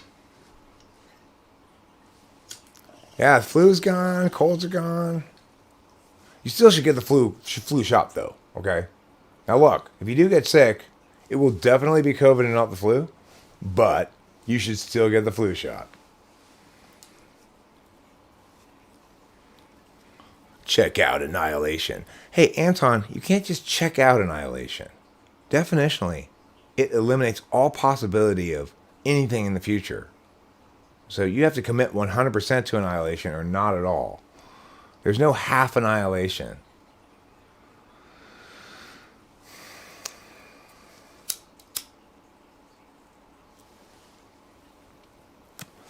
You know, it's like, I banged my elbow again last night. Obviously, it's COVID. Yeah. And what else could it be? My elbow hurts. Really, what else could it be? You actually have a cold at the moment? Lies, Anton. You liar. You have COVID. You need to use my anal inhaler. Host Eric's brand refreshing anal menthol inhaler. Do you love the fresh, minty flavor of menthol inhaler? Then you'll love Host Eric's anal menthol inhaler. Menthol inhaler. Anal menthol inhaler is hard to say. Maybe not a name that really rolls off the tongue. Menthol anal inhaler is maybe a little better. Total annihilation. Stop annihilating me all the time. Dude, I can't annihilate you all the time. I can only annihilate you once.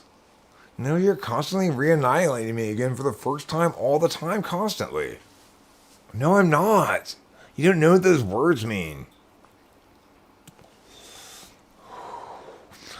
Look, all I'm saying is it's sort of unique. Again, you don't know what those words mean. No, what I'm saying is that it's super possible. Again, you don't know what those words mean.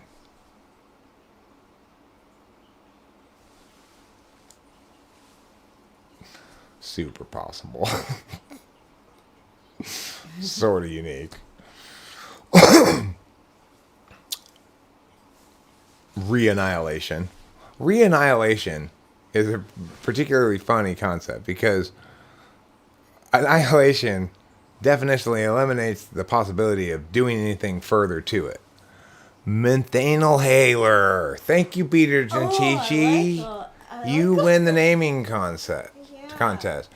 Menthanalenhaler. Menthanalenhaler?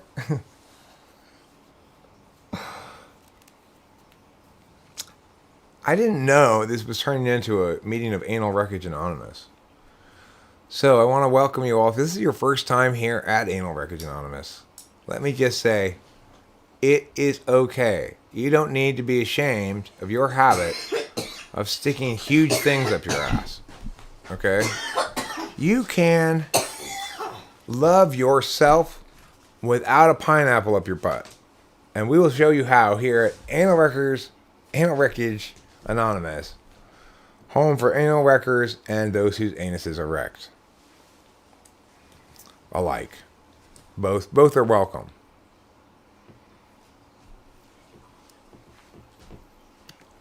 Unfortunately, our meetings usually turn into an orgy of anal wreckage, but we're trying to quit. We are trying to abstain.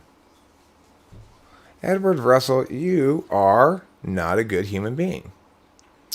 Because you're dishonest. That's not what you really think. You're just a troll.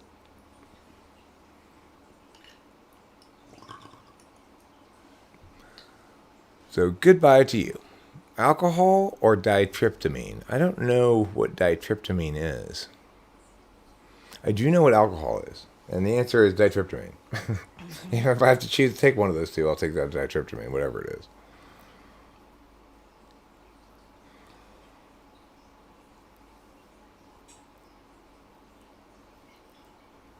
No.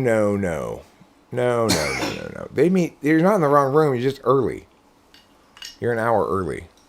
So why don't you just come in here and join our meeting of Anal Wreckage Anonymous. I'm sure there'll be some things that are relevant to you with your addiction as well.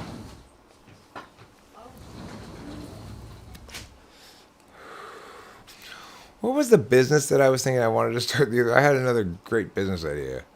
Do you remember when did I talk to you about it? My great business idea that I had the other night? I don't You don't, know. what was it?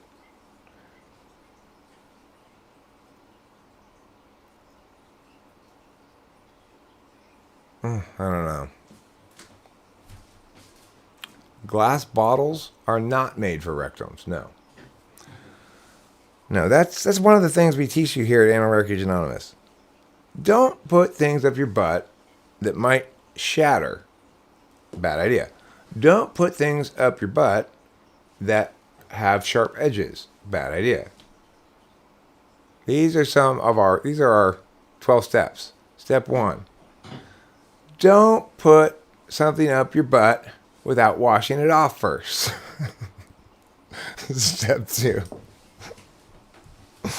We admit to a higher power that we really want to stuff stuff up our butt. Canadian woodlickers.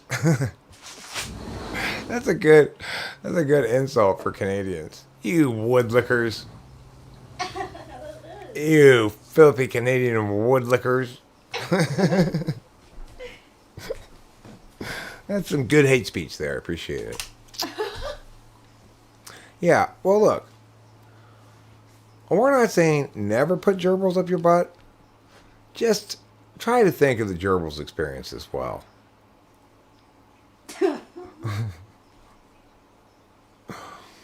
Yes.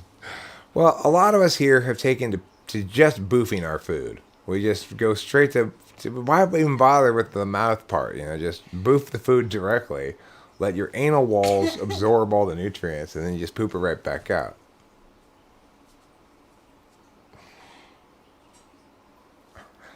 How to put something up your butt in exactly 6 steps.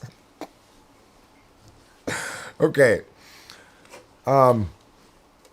Next question. So, explain to me how you'd put this in your butthole in 4 steps. Go.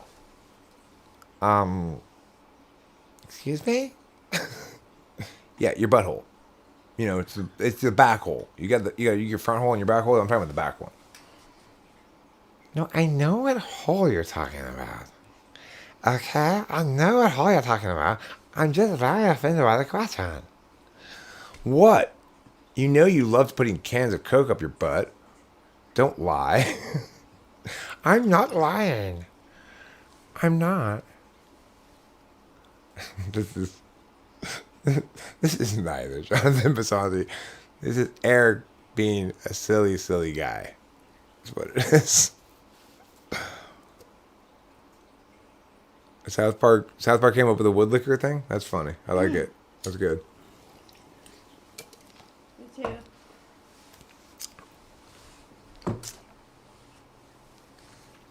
Yeah, if you don't tell me where it's from, I'm assuming you came up with it.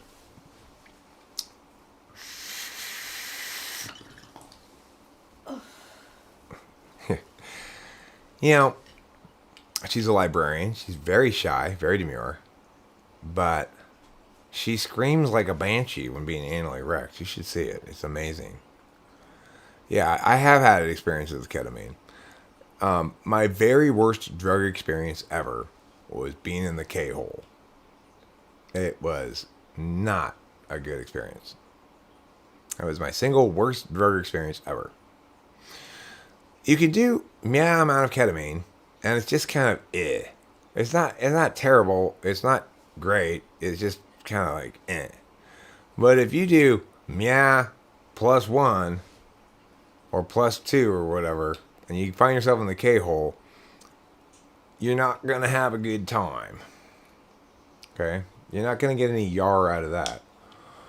It is the most dissociative thing that I've ever experienced. It's like people be like, "Oh, well, you'll have ego death on DMT or something." They mean a certain kind of thing that I understand what they mean now, and it's sort of true, but they're missing the point, I guess. But ketamine is a different kind of ego death, which you'd call dissociative. It feels like you can't find your identity. You don't know who you are, or it's sort of like a being in reality without an identity, and it was absolutely terrifying. Mix ketamine with MDMA and a little cocaine. Helps keep you out of the K-hole. That's good advice, Desert INTJ. That's the kind of advice that I appreciate. You know, it's like the world needs more advice like that. It really does.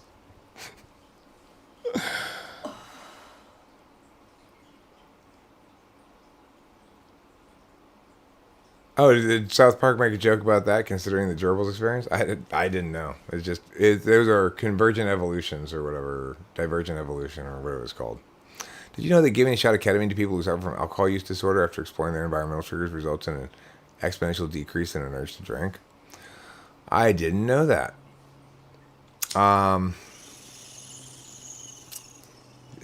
Your friend called it trail mix for her party nights. Yeah. I mean, we all got our trail mix, right? I learned the other night that Xanax doesn't go in the trail mix. Okay? Like, what the fuck was that? That really, I didn't like that. 5-MeO DMT. I've heard of it, but I'm not sure if I've done that or it's the other kind of DMT or what. I don't know. I'm not sure. I don't know what kind of DMT it is.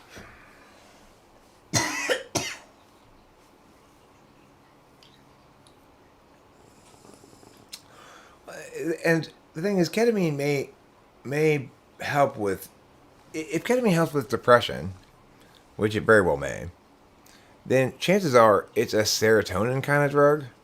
And I've noted that I, generally speaking, don't necessarily react well to serotonin kind of drugs, or they don't work on me, and or they make me feel weird.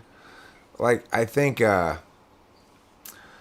Seroquel must have something to do with serotonin, because the other night what I meant to ask for was a trazodone, but I asked for the Seroquel, and it made me feel insane. It made me feel super crazy. So I've never taken Seroquel again. I didn't like it at all. But and it did make me super tired, but it didn't make me sleep. Like I'd be exhausted and lie down and try to go to sleep, and then I had this sort of panic jolt sit up thing, and it was awful. So I'm so sorry that happened. oh, that's fine. Now I know. You know. So anyway, I had once before, a long time ago, taken one of Rachel's old meds to sleep, which was a trazodone, and I found that fine. I liked that fine. That was like, it was kind of like a heavy antihistamine. Yeah, it is. That's basically what trazodone is. The thing is, when I was doing ketamine, I was a drunk. It didn't reduce my alcohol intake. I mean, it might have on the day that I did it. Like, I guess I'm gonna do ketamine tonight because instead of drinking, maybe. But then the thing is, I never liked it. I had a vial of it, right? And I'd like do a rail of it or something, and then I didn't like it, and so it would be another couple of months before I did it again when I forgot that I didn't like it. You know, when I'd be like, oh, I want some drug or some sort. Well, I got this ketamine.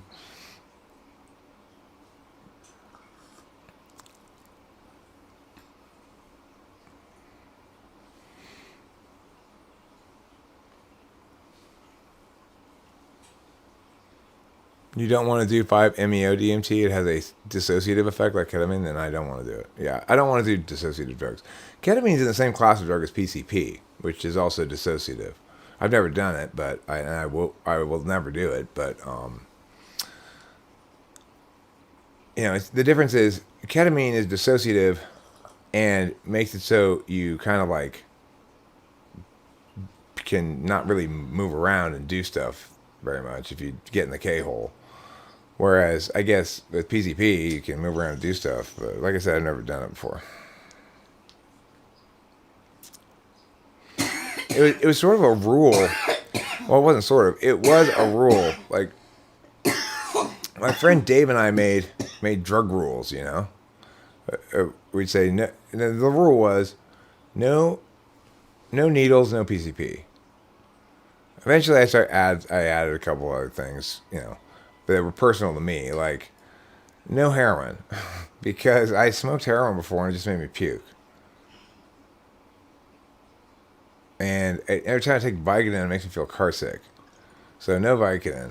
I'll take the Tylenol with codeine if I have to take those kind of pain pills, but I don't like those kind of pain pills. So I don't know. Like nowadays, I might in theory do acid again, but I turned it down recently. It's too hardcore. I don't want to be tripping balls for like 16 hours or something. It's just too much. I'd much rather take mushrooms, you know.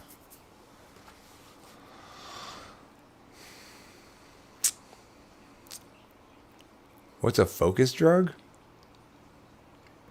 The drug you're doing right now? The one you're focused on? One shot of ketamine could reduce problem drinking. What's up? I'm going to use a classic answer here. The sky. Ooh, that is a classic answer. That's some classic childhood humor there. How about this one? Chicken butt. Classic. That's a classic. That is a classic.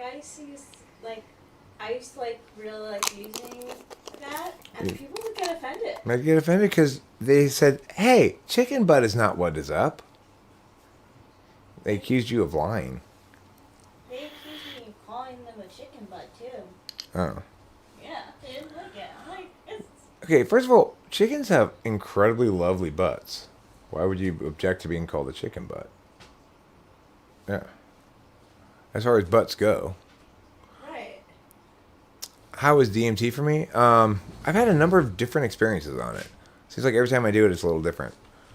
I had one... It kind of depends on whether I'm on Adderall, too, I think. So it's like... One day, when I was on what I would call the right amount of Adderall... Like, I'm on the right amount of Adderall right now. And... No, well, okay. Have I broken through and met the machine elves yet? No.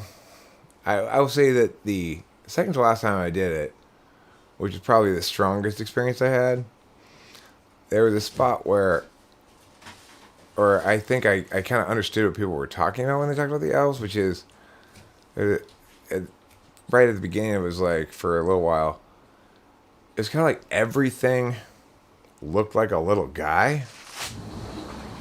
Like a little monkey.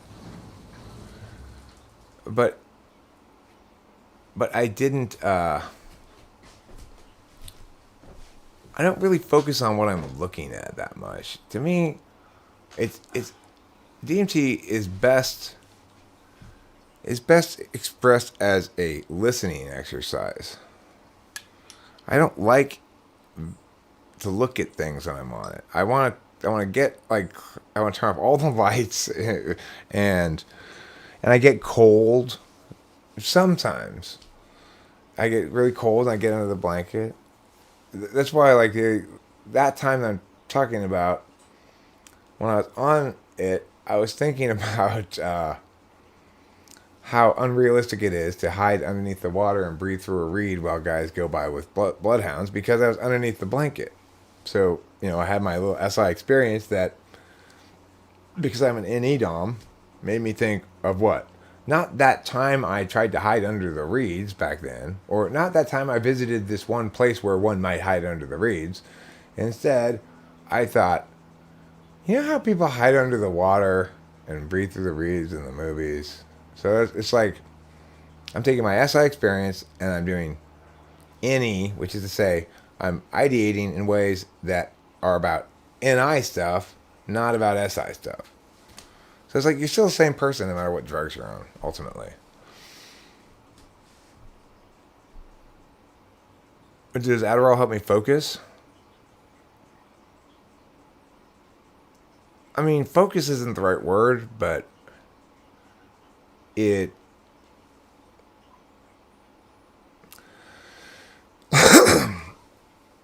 it makes things more interesting. It's a motivational drug. It's like I feel motivated when I'm on it, and I don't feel motivated when I'm not. It's not that I'm unable to focus when I'm not on it, or that I can't pay attention long enough to get anything done. A lot of times, I get more productive stuff done when I'm not on it because the day's so much slower, but I get different kind of stuff done. So it's like, all right, I guess I'll pay this bill and I'll fill out this thing and send it back to the tax people and all.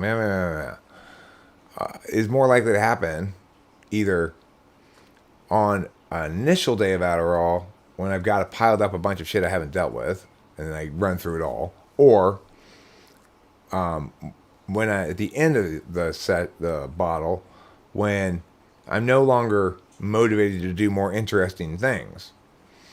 So I do want to roll a joint. Rachel, you want to smoke a joint? Sure. I just need to find some papers. Oh, there's papers right there. Right in front of your little face, Eric. My face isn't little. Yeah, it is. It's a darling little face. You have such a darling little face. Oh my gosh. Let me pinch your little cheeks. Hey, my face is big.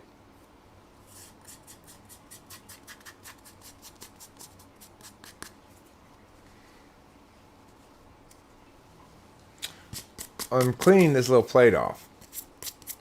This is what I'm going to break up the weed onto. So, the next step in rolling a joint, we're going to play how to roll a joint right now.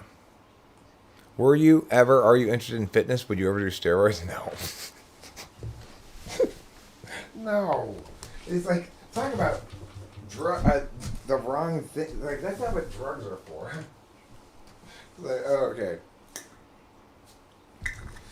In the worst case scenario, I have to work out, okay? Now, somebody offers me a drug that tells me I'm going to receive extra benefits when I work out. If I'm working out, I am absolutely not doing the right drug, okay? That is not a drug for me. Do you think alcohol affects TI?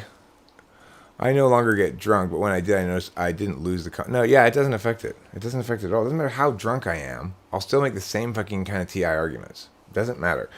I won't be any less robust in my logic at all. The only difference will be... like, it might affect... it definitely would affect my FE and might affect my SI. So...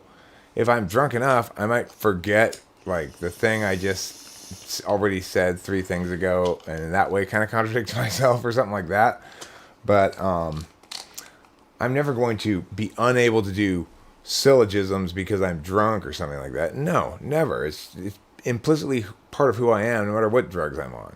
It's same is true with psychedelics. Like, when I'm on the DMT, I'm still doing logical mapping of things. I'm not less logical. Psychedelic experiences are probably very differently experienced by sensing types and intuitive types. Thoughts? Well, I mean, I think certain sensing types are prone to the same kind of magical thinking regarding drugs that certain intuitive types are prone to. But I think that the types of sensors that aren't prone to that kind of magical thinking, they don't have a correlate in the intuitives. So all intuitives are prone to putting too much meaning into, too much mapping energy into their experiences on drugs. Because their experience deviates from normal, the intuitive is going to assume that it's indicative of a new thing to map. But it's not. Drugs are are are ways that you get experientially satisfied without having to deal with mapping things. In other words, instead of going on a real adventure, I'm gonna take psychedelic drugs, and then it's a virtual adventure. But because it's a virtual adventure, we shouldn't put too much meaning into it. Same with our dreams, right? We shouldn't put too much meaning into our dreams because they are. This. I know.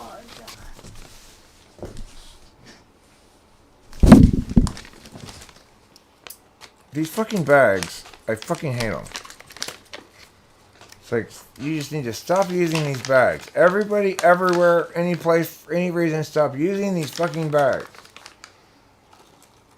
I don't like them.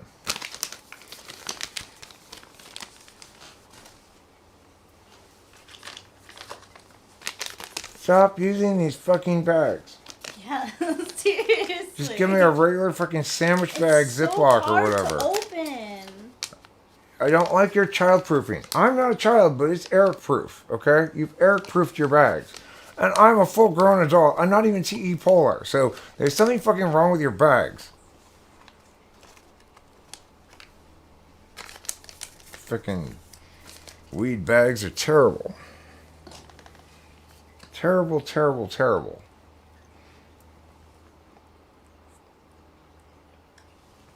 Magical thinking and normal reality. Interesting words. Does that mean that magic only holds power in reality if one perceives it, or is magic a real thing? Magic's the alternative to an explanation. So, not everything in the world do we have satisfactory explanations for. Paranormal caught on tape video. Is that actually a ghost? It sure looks like one. Or if not, well, why did those things move? You know? The answer is, I don't know. Nobody else does either. If you don't want an explanation, but you want an answer, that's what magic is.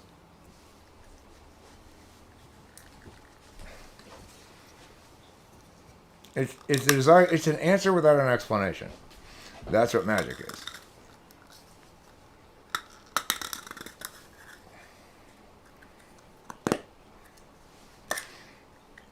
It's like, and it's like, to understand the universe in general, it's by far better to understand things like that than understand what's being intentional, what's intended to be said in terms of meaning, right?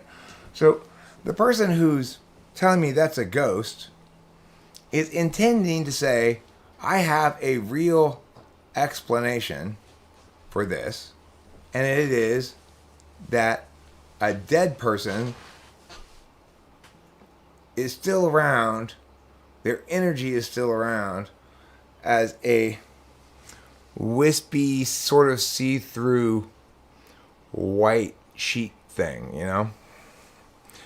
So that's what they're trying to say is the explanation. But of course that doesn't withstand any scrutiny as an explanation, because how would we distinguish a ghost from something that looks just like that but isn't the soul of a dead person? Well, I mean, there's no answer to that, right? I always thought that the costume of a sheet and two eyes poked through is like such a good costume. I love the costume as a ghost. It's a pretty great costume. This is what I need, the metal one. So, the problem, of course, is that we wouldn't have any disagreements or disputes about these sort of things if people understood that. So, if Susan from the paranormal show said, well, look, if I wanted to give you a magical explanation based on a sort of implied mechanics of magic that I could articulate but not defend, she'd talk a lot differently, right? It's like, instead of saying, Well, the thing is, this is clearly not an alien ship. It's a portal to another dimension, and it only looks like the rectangle here is moving across the sky. It's actually that the Earth is turning, the portal staying still, and that's why it appears to be moving. Okay, well, yes, that's a possible explanation for that grayish rectangle moving across the sky with no plane in front of it or whatever. But there's no particular reason to prefer your intuitive conclusion that it's a dimensional gate that's staying still while the Earth spins, versus the other way around, that it's something that's moving in relation to the Earth, either with or against the spin, right? So, because there's no way to determine which is a better intuitive explanation for its apparently moving, there's no reason for her to conclude that that's the correct explanation, even if you were to accept that one of the two explanations were correct. But she just comes right out and says, like, no, that's a dimensional gate. So it's like, obviously, magical thinking is the alternative to an explanation. I mean, we can verify other things, but if we do, then they're not magical. Sometimes I think I have magical powers, then I realize I'm psychotic.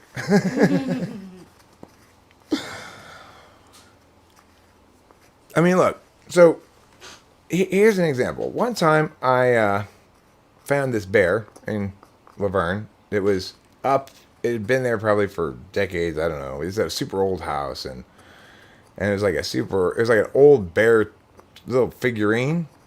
And I decided to play magic with it. You know, I was like, okay, well, this is Ben the Delightful Bear or something I named it. I don't even remember what I originally named it, because it became known as, and is still known as in my mind, Ben the Calamity Bear. The thing is, I tried to pretend like, okay, well, I'm going to make this into a little magic thing. I'm going to say, this is a totem with magic powers, and I'm going to see if I can make the narrative do what I do. I'm going to try to paint a map and see if reality becomes that. Okay? Whether just coincidence or whatever, you can explain it however you want, but what happened as soon as I did that was I broke my laptop. There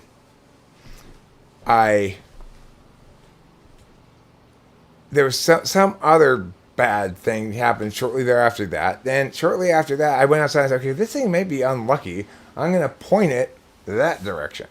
And right where I was pointing, which was out the driveway, sort of barely diagonal across the neighbor's yard, by the next morning when it was still pointing there, one of the kittens was mauled by a dog in that spot where the bear was looking. And at that point, I said, okay, I'm putting this bear in the trash can on the street facing that way.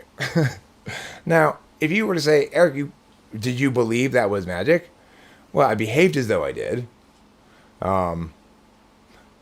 It's sort of a cost-benefit analysis. It takes very little effort on my part to throw this away in the trash can outside, and to defend against a possible contingency that it is magic and evil. But it's much more difficult for me to deal with my broken laptop, a dead kitten, etc. There was some other shit that happened too. I don't even remember. Those are the big ones where it broke my... Like the first thing that happened when I got the bear, and I said, "Oh, you're Ben the Man of the Bear," was I pushed too hard on the laptop I was holding and cracked the screen. Just was like, what? Wow. Yeah. So, do I believe in magic? Well, I accept the possibility of it enough to take precautions against it burning me. Does that mean I believe in it? I mean, not really, because not all behaviors need to be affirmed with justifications. That my justification for throwing it away was it might be evil or bad luck or something. But I don't need to justify throwing it away. So it doesn't matter whether I'm right or wrong about my justification, because ultimately I could justify throwing it away with the statement, I just feel like it. Are you too cold? No, I'm. Thank you for having that open. It's Okay, nice. cool. I'm too warm. It's so nice out. It's supposed to rain half an inch today. My dad said yesterday.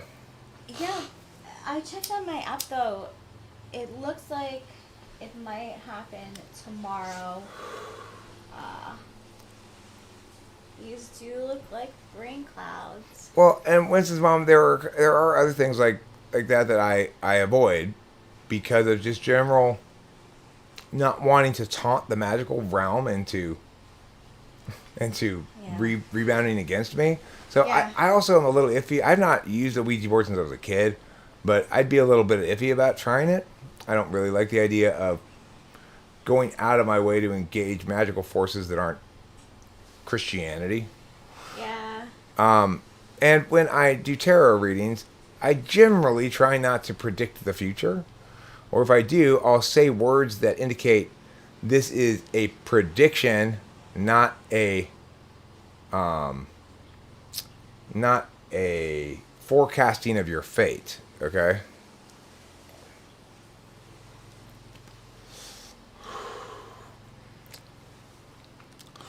My farts have the power to move grown men to tears.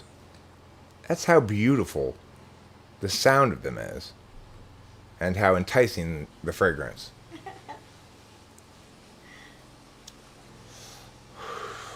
Yeah, look, I don't doubt, Eli, that there is a perfectly good explanation you can provide.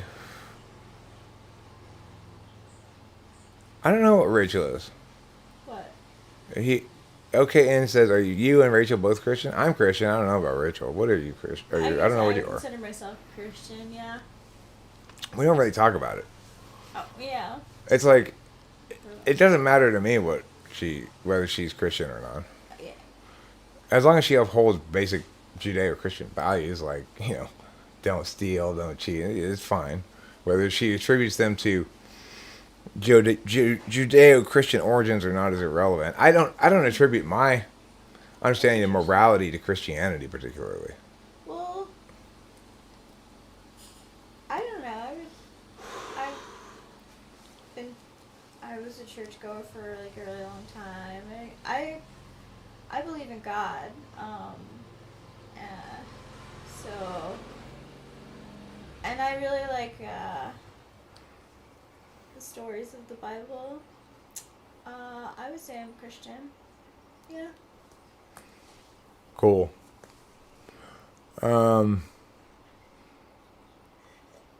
thing is, I'm Christian for a couple of reasons, on a couple of different levels, right? So it's like, one reason why I'm Christian is because it's a way of being humble.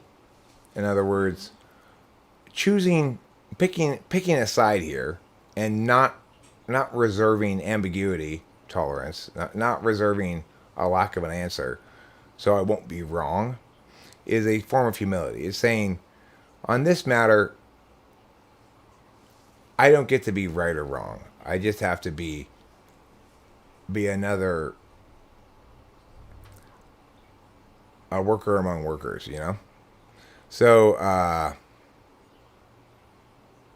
oh yeah, it's still rolling. It's still rolling. I just forgot about it.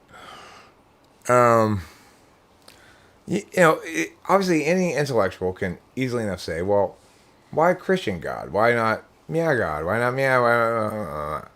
The thing is, I'm thoroughly disinterested in having those conversations because I have my justifications for myself, and I may claim that I believe Christianity is the best religion because it's got the right values. In other words, individuality and forgiveness, individual responsibility and forgiveness are the right values. If you are going to be proactively good in a way that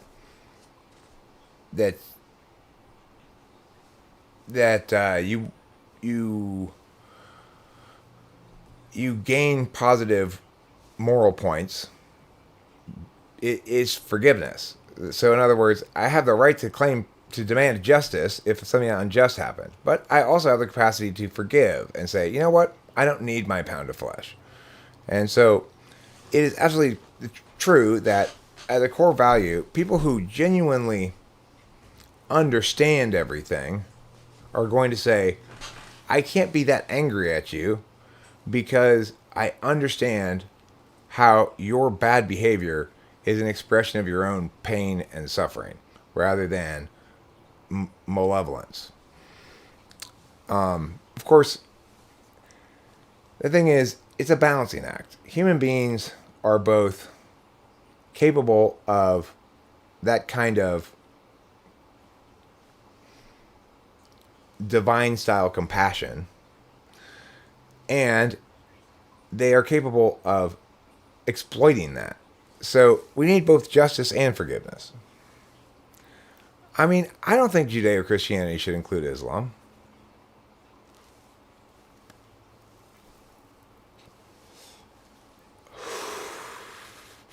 Because they're under fundamentally different frames. Islam's communitarian, Christianity's individualist. So I don't understand why they would be part of the same tradition.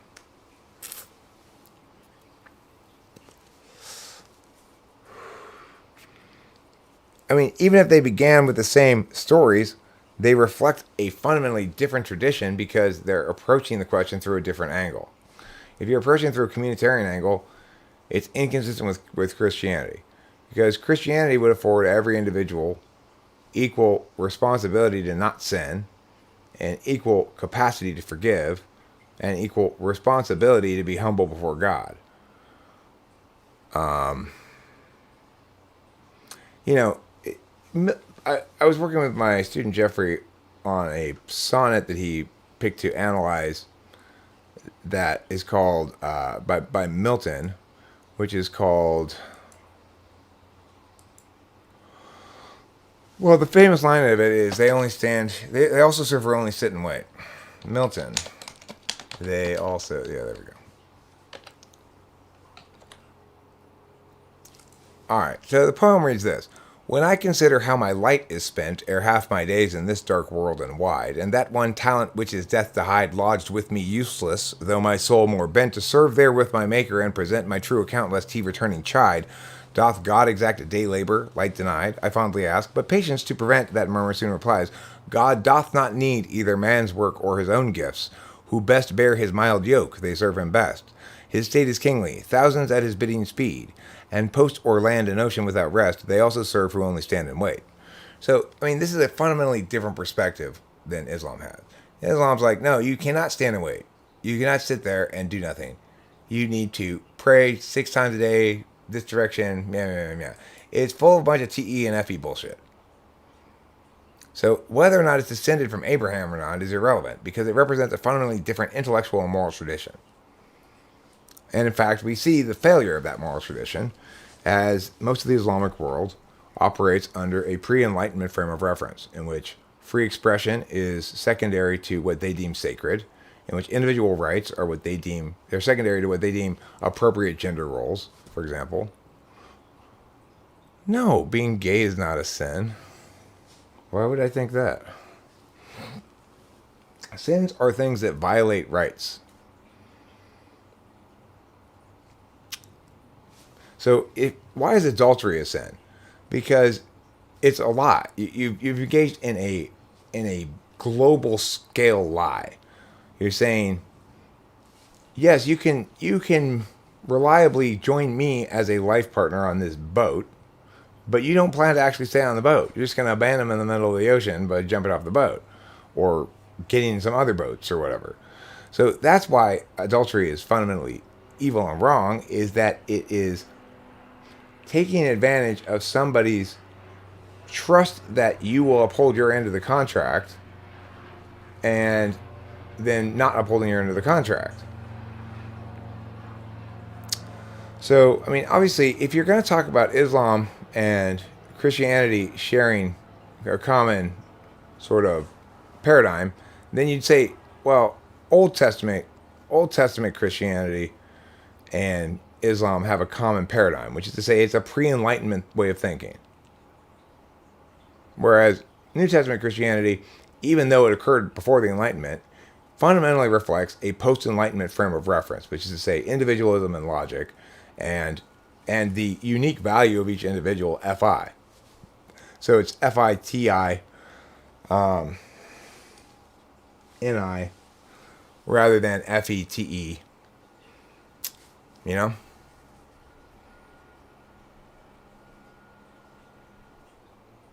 No, marrying a divorced person is not adultery.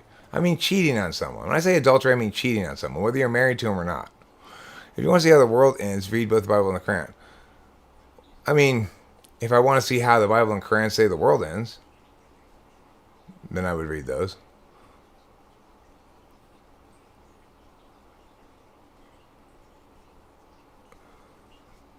Yeah, and that's an example of the FETE part of Islam, right? It tries to say, hey, let's interface. We don't have to be against each other. We'll afford your prophet respect too. Of course, Christianity is not an interface kind of religion or paradigm. It says, no, we're exclusively right. That which deviates from it is wrong. And the thing is, if you wanted to test it out empirically, you'd say Christianity was right and is right. Because Islam expresses in really toxic ways consistently across the board in even the moderate Islamic nations. So, you had the vast majority of the Egyptian population, something like 90%, strongly in favor of the United States extraditing a filmmaker who made fun of their religion to be put to death in Egypt. That is what I call pre-Enlightenment thinking. Those aren't human beings who are civilized. Those are barbarians. They think because they're offended, they should get to kill people. I don't favor barbarism, obviously. I favor civilization. And the thing is, what do civilized people do? If I insult your prophet and you're civilized, you insult my prophet back.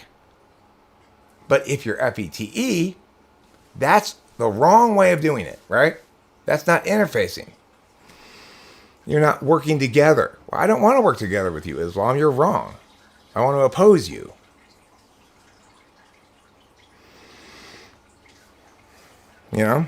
After all, if it is in fact the case that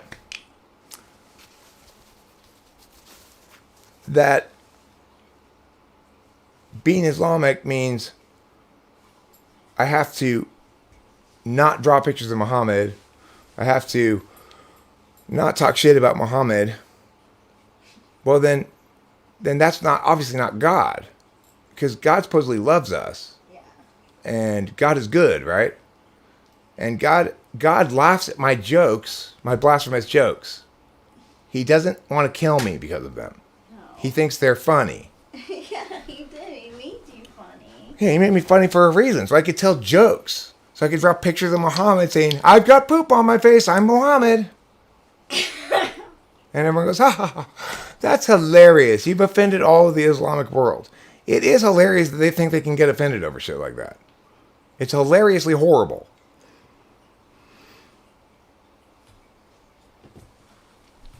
No, I'm not saying that Christ and Christianity is a different entity than the Christ referred to in Islam. I will concede that Islam's referring to the same guy. I'm saying that regardless of the specs like that, forget the details. We're talking paradigms here, right? What's the paradigm? Does it respect the individual and demand of the individual responsibility towards other individuals or not? Islam does not. It doesn't treat women like people, for one thing, right? And Islam likes to brag about how the fact that it was racially tolerant before racial tolerance was cool. Well, good for you. But Christianity was too, It's like there's nothing in Christianity that says, in the New Testament anyway, that says like, and those people over there, we can stone them to death because they are not us. No, it says, let he who is without sin throw the first stone. Yeah. So that's why I try to be without sin, because I love throwing stones. See how that works? I can throw stones because I'm fully transparent. Nobody has anything to throw back at me. No, he does want me to be blasphemous. He wants me to be blasphemous so that you can learn something from this experience, okay, N? It's so that you can learn that what other people consider sacred doesn't constrain my free expression. And that anything that says it does is evil and needs to be opposed. Your version of magic doesn't let you have control over me in any way, shape, or form in how I express myself. Just like my version of magic doesn't for you. See, one way is reciprocal. Christianity doesn't say that you need to do meh, okay? It doesn't say if you're not a Christian, then we should treat you differently. It doesn't say if you're not a Christian, then we should kill you. It doesn't say if you insult Jesus, then you're the enemy. It doesn't say anything like that, right? Because it's better than Islam. That's it. Truth. I'm not interested in having big arguments about this. I'm not interested in insulting Islamic people. I don't care. They can be Islamic all they want. I will deal with them as individuals like I always do. If an individual comes to me, I don't care what their religion is. Probably typing them or just talking to them or whatever. If a subject comes up and they say wrong things and make wrong arguments, I will correct them. That's it. Nothing more to it, you know? I forgot to roll that joint. Let me roll it. It's because people keep saying interesting things that I have to respond to. Yeah. It's not my fault. It's alright. I definitely say that I'm more spiritual than I am religious. There's something form of rigidity to religion that is hard for me to actually. It's what I grapple with the most, but I think it's incredibly important to have faith. That's what I've learned as I've gotten older. Yeah, well, I mean, my basic position is this: until I can walk down the main street in Islamabad with signs and shirts and protesting that Islam is terrible, then Islam is terrible. Yeah. That's it. And once I can do that, then it's not. That's it. I felt like that graphic novel Persepolis showed a really good example of what an Islamic State is like. Yeah. Okay, so the thing is, Lee, man, that may or may not be the case, but that's not a reason to have any opinion about Islam. So, in other words, Muhammad could have been a terrible, terrible person and still, in theory, come up with the correct religion, right? So it had nothing to do with whether Islam's good or bad, what Muhammad was like.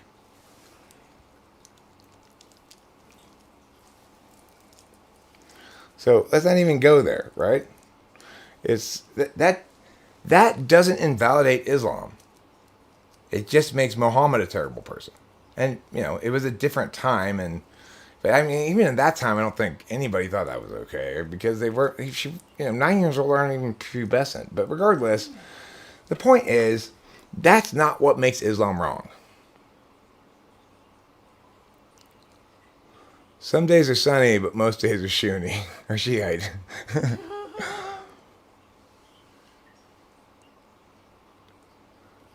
No, I mean, the thing is, my job, according to God, is to get people to understand how to deal with words correctly. So when I'm being quote-unquote blasphemous, those aren't arguments. And you can't deal with them as though they were arguments. If you think it's me being disrespectful to God when I'm blasphemous, boy, you sure have a low opinion of God and a high opinion of me. I can insult God? God's got a chip on his shoulder? Is God a hater? Is God leaving nasty comments on my YouTube channel like all the other haters? No, God's better than that, right? He's not bothered by what I have to say.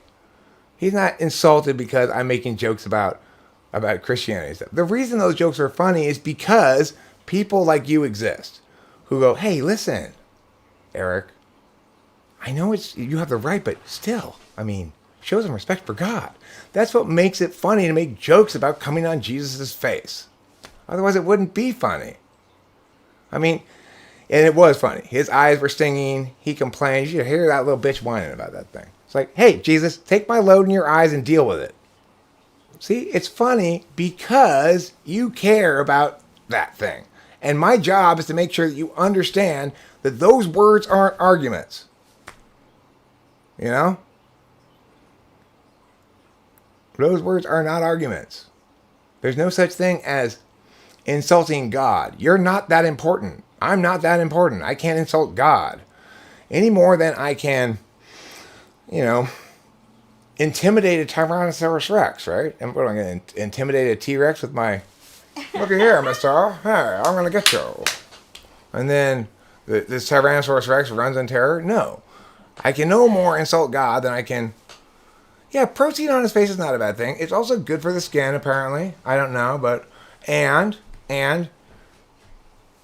then you don't have to get cum on your face again that day. Probably you can wait till the next day, so it solves that problem.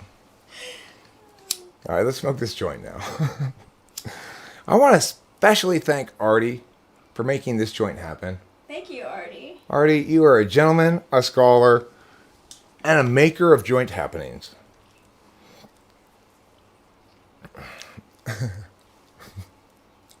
Well, Oliver Lyman has got a good point. If it were a straight-up boxing match, the T-Rex might indeed run because he's got such little arms, right? That's true. But I'm assuming the T-Rex is not going to adhere to the Queensberry rules of fisticuffs. He'll probably use his giant maw with his sharp teeth.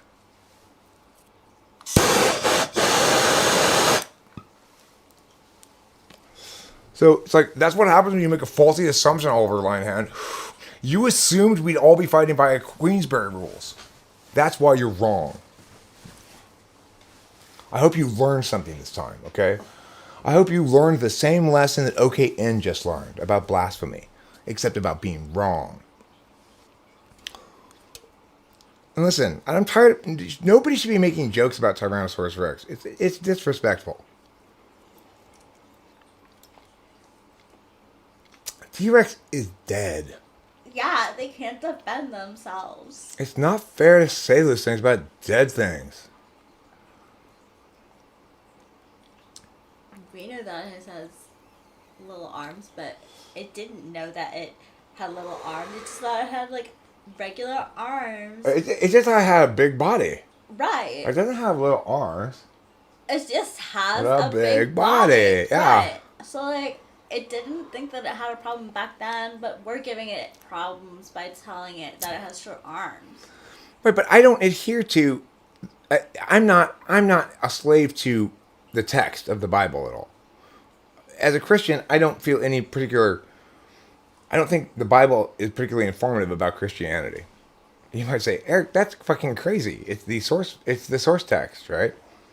For you, maybe it's magical thinking, so it doesn't matter. I don't have to be reasonable. I don't have to be consistent. I don't have to be logical. When I'm talking about why I think Christianity is best expressed as meow, I don't need to prove myself with the source text. Because I'm not that kind of Christian. I'm not the kind of Christian who thinks that my relationship with God is made stronger by being more precise.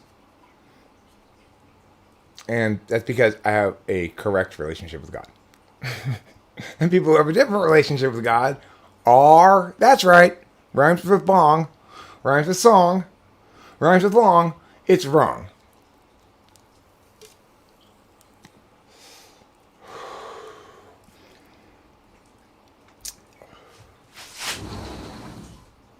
No, I listen, I believe in Christianity conceptually as a thing. The basics of it. Jesus, Son of God, right? And died so that we would be forgiven our sins, and that in order to be a good person, you have to try to not to sin, and when you do, to be honest about it, upfront, acknowledge you were wrong, try to make amends where necessary, and that when people wrong you, to the extent that you can comfortably do so, you should try to forgive them. Now, it's obviously a lot easier to forgive people who seek forgiveness than it is who don't. So if somebody's wronging me, but never, but also always lying about it, then I'm very unlikely to forgive. Because the first step in you earning my forgiveness is you acknowledging you were wrong. On the other hand, when I do something bad, I get in front of it and I say, hey, I want to talk to you. I wronged you. I shouldn't have done that. That was my bad. I fucked up. What can I do to make it up to you? Or something like that, right?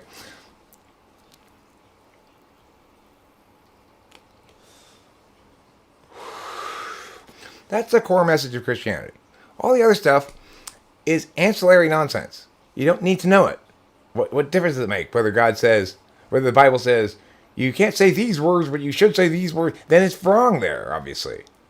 I mean, you got to begin with this top level frame that God is all knowing, all good, all powerful, whatever you want to call him, right? Then we can eliminate bullshit that doesn't cascade down from that. So no loving God could possibly care whether I'm being so-called blasphemous or not. Obviously, that's a social thing that got stuck in there by accident. So I just ignore it. After all, it's just a magical thinking frame. It doesn't need to withstand scrutiny in and of itself, right? You just need to have it withstand scrutiny as the preferred magical thinking frame for you. And you could argue that it's a better magical thinking frame for others as well. But it doesn't need to be internally consistent. If it is, then it's not magical thinking. Like, people don't get this. Being a Christian is a behavior. It is not a set of beliefs. It is the behavior of converting faith into action through prayer. What's the action? The praying. That's it. That's the action. What's the faith? The thing that makes you pray. That's it. Well, what else do you need to know, Eric? Nothing. That's it. Nothing else to say about it. Anything else you do say about it is subsuming God to your argumentation, right? So it's like people who try to explain to me that, oh, you shouldn't be blasphemous because the Bible, blah, blah, blah. You're trying to subsume God underneath your argumentation. Doesn't work like that. Whether your citation is the Bible or not. You misunderstand the nature of a magical thinking frame if you think it's the kind of thing that you can definitively argue points on by citing a source material. That's not what it is. It's wrong. And faith without works is not dead. It's like what Milton says. They also serve who only sit and wait. You know, God's got something in store got some sort of destiny in mind for me. It's part of my magical thinking frame, right? Sometimes he wants me to do meow or accomplish meow, maybe. I mean, in general, I know I'm doing God's work here by explaining things correctly. It's just like what Milton says in that poem. He has one talent, he says. I only have one talent to give to you, God, and that's my poetry writing. And now I am here, before I'm half dead, I am mostly blind. And it's significantly impacting my ability to write poetry, celebrating you, God. And then, in the second half of the poem, it says, and then I realize God doesn't need my work. He's God, for God's sakes. And maybe right now he just wants me to sit and wait. And that's fine. You know, it's like there's an implicit productivity is good kind of frame that in that quote that's false. So what I do is I excise from all of Christianity anything that reflects a frame bias. Like that. Why? God doesn't have a frame bias.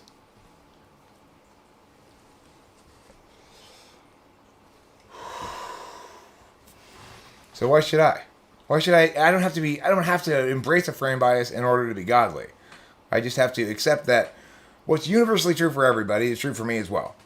That I can't violate other people's rights without sinning, I may be able to do it, but I can't do it without incurring a status of morally impermissible.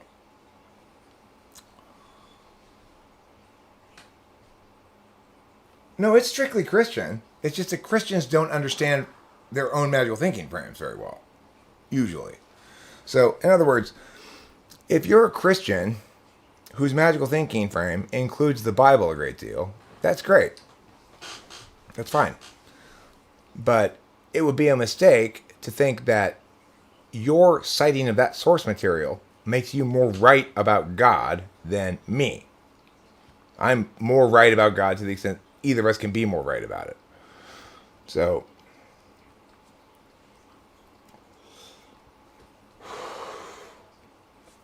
the reason is because the Bible is a growth on top of a couple of intuitive ideas and a frame of reference. Okay? The Bible is just words that grew on top of that. We can scrape them off completely, and we still have, conceptually, the same thing underneath it. And that thing is individualism, rights, forgiveness. Just that simple.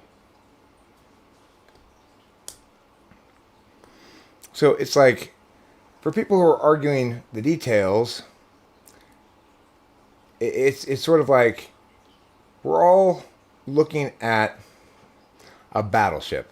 I'm looking at the whole battleship and saying it's a battleship. And you've got Christians going, no, it's a 16-inch gun. No, it's a radar tower. No, it's a man running on the deck. No, it's a boiler room. No, because they're not getting the whole picture.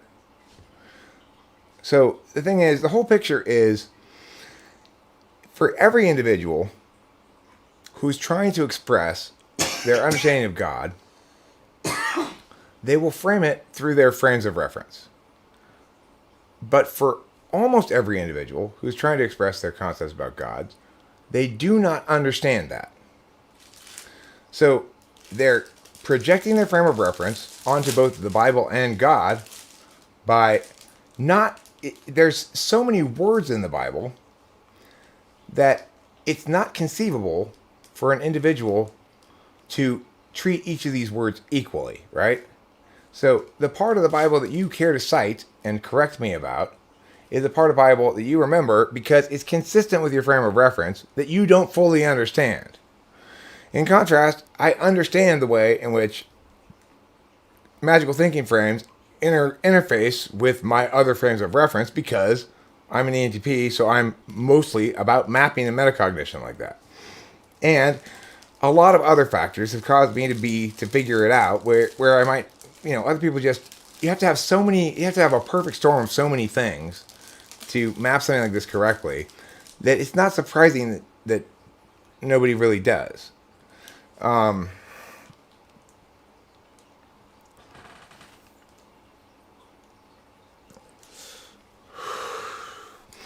The thing is, the reason we know that Christianity is foremost its identity and secondarily only its specifics is because we could construct a new religion with the same off the same basic values and frames of reference as Christianity is understood, is based on, and we come up with basically the same religion again. So it's like, if you want to test something like that, you can test it like that. In contrast, if you build off of Islamic principles, you end up with an infinite variety of different expressions of random nonsense you have to do or don't have to do, because there's no justification for it except it's what Muhammad says. It's not predicated on a principle in the way that Christianity is. Christianity is predicated on the principle of individualism, that each individual is independently responsible for their own actions and has the capacity to be better than justice by forgiving. Now that's a meaningful thing to talk about, right? Now we're talking about something that cascades down. As a frame of reference, we can test everything underneath it against these principles to see if it's consistent with the principles. If it's not, it shouldn't be underneath the frame. So in other words, any contention level arguments that the Bible might make that run afoul of that frame of reference are fundamentally should be excised from the paradigm because they don't have any impacts under the paradigm.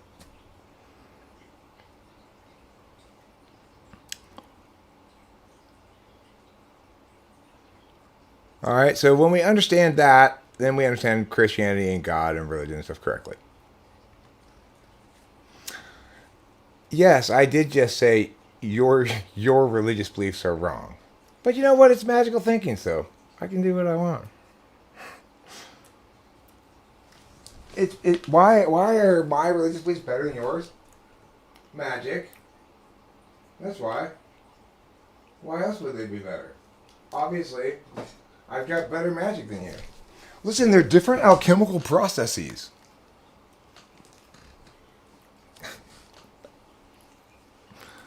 Everybody get it? And that's how it is. Eric laying down the law about God. Anyhow, back to MBTI. If you're an INTJ, you're going to be a mastermind who. Oh, a million likes. So wonderful, Eric. I shit you not. If I just made a video a day, 1 minute long, just heaping praise on this type or that type or the type, and just repeat that indefinitely, I bet this channel would be massive. Of course, I wouldn't be accomplishing anything. I wouldn't be doing anybody any good. I mean, we would be doing some good, I guess. It would be making people feel better about themselves, I guess. Yeah. ENFJ, the mystic. What makes INFJ the most mystical of all the types? Mystical power, INFJ. You get shit tons of just, What genius looks like, INTP. Just shit tons of views. So why don't you whore yourself like that, Eric? I don't really have a problem with it. I just don't ever feel motivated particularly to do that work. I mean, I do have a problem with lying, but I don't have a problem with, in theory anyway, sitting here and just saying the parts of things that make people happy. It's like I'm not opposed to that necessarily. I don't think there's anything wrong with doing it per se. But it's just not. I don't know why I don't do it. It's like, because I want to. It's like I come on here on the live stream. I want to have real conversations about things. I want to engage people about ideas. I genuinely think, like, I say these sort of things a lot, but I want people to understand. I genuinely believe, and even though this sounds totally fucking crazy, that I'm like righter about everything than just about anybody. I know it sounds insane. It's like, Eric, there are 7 billion people on the planet. How could it possibly be that you are that much righter than everybody else? I don't know. I don't know either. It makes the whole thing seem fake, Thank God though for it, because like it helps a lot. Well, Rachel, you love me a lot and appreciate me, and you think that my skills and strengths and stuff are valuable and not threatening. So you're able to, you want to, in fact, hear what I say and glean from it what's of value to take away from it or something. But, a lot of people, they really need you to make sure, and I might even be one of these people, they really need you to make sure that you are inclusive in your presentation first, before it's worth listening to. And I get it. I totally get it. It's like, I don't want some purported intellectual condescendingly lecturing to me about Mia at all. But and I'm sort of trying. I'm always trying to wrestle with that bear. On the one hand, I'm projecting my own frame of reference onto the world by operating as though Well, if I'm right and I explain it, then everyone will agree with me. Even though that's just not the case. A lot of people are motivated by things other than correctness or something. They're motivated by. A lot of people will see me and my videos and this thing that I'm doing as a commentary on their ontology. How are you with beverages? I could use one. Okay, cool. Any preference? I think we only have Coke left. Okay. We need to go to the, what's it called? Fart and Sminal. We need to go to the Fart and Sminal.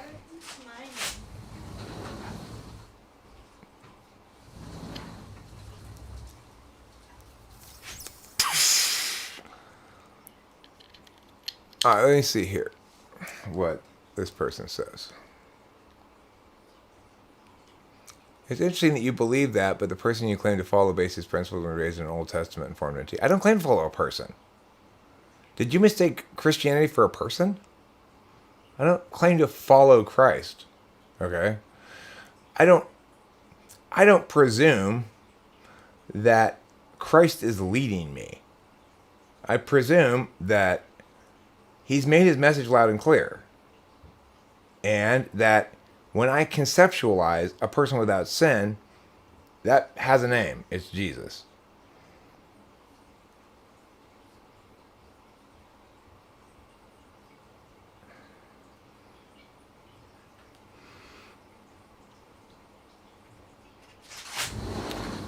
So, whether or not Jesus was raised in the Old Testament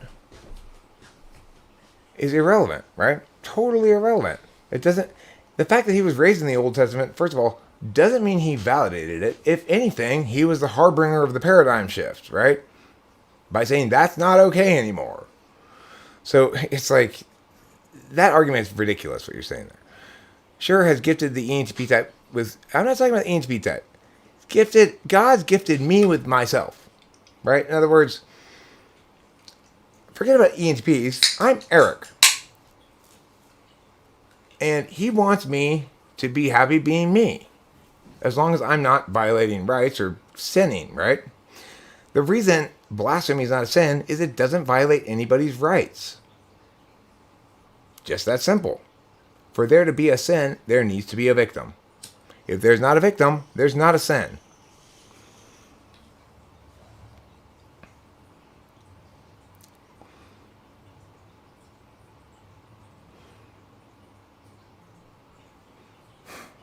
Sign number 1, you're a deep thinker. Sign number 2, you don't say everything you feel. Sign number 3, you feel misunderstood by others. No, it's not. It's the affirmation of the paradigm that I explained already. As I explained, the reason we know Christianity is really the thing that I say it is, and not the thing you say it is that if we were to take that same paradigm and start over from scratch, we'd build a very similar religion on top of it. Because the religion cascades down from the principles. It's like, that's not an elephant, it's got a gray hair right there. Okay, I agree that gray hair is inconsistent with the normal hair for elephants, but look at the whole thing for fuck's sake. It's obviously an elephant. You see what I'm saying? You're all worried about, like, oh, these little words, those little words in the Bible. You keep forgetting that we're talking about an elephant, not what color its hairs are.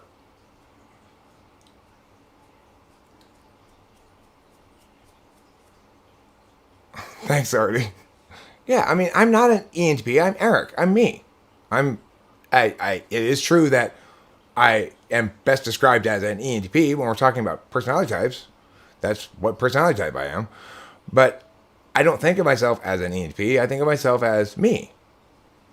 I'm being me, and I've been extraordinarily blessed in life. You know, I've had a safety net. I've had a weird kind of guardian angel thing my whole life where even when I fuck up, I get like, first I'll get like a warning from the universe to clearly dissuade me from going that direction. If I ignore it and I still fuck up, then I'll get a half punishment. I'm playing on easy mode. All right, this life game that I'm playing in this simulation, I've set it to easy, or God's been very good to me is another way of looking at it. So, so the thing is, I understand my relationship with God as God's relationship with me, as everybody should. Which is to say, what am I supposed to, how am I supposed to convert this relationship into goodness, justice, truth, or whatever, you know? And the answer is, on a negative ground, it's universal. It's always the same. Don't violate other people's rights. For everybody. That we don't even need to talk to God about. We already know. On a positive moral indication level, that's where you need to have your own individual relationship with God. Okay, well, what do you want me to do? What's my destiny? Specifically, Eric. What am I supposed to do? And then I might explain why I'm well qualified to do the thing I'm destined to do because I'm an ENTP. But ultimately, I see myself as more important than a member of a group. You know? I see myself as more significant than Eric as any member of a group. And everybody should see themselves that way.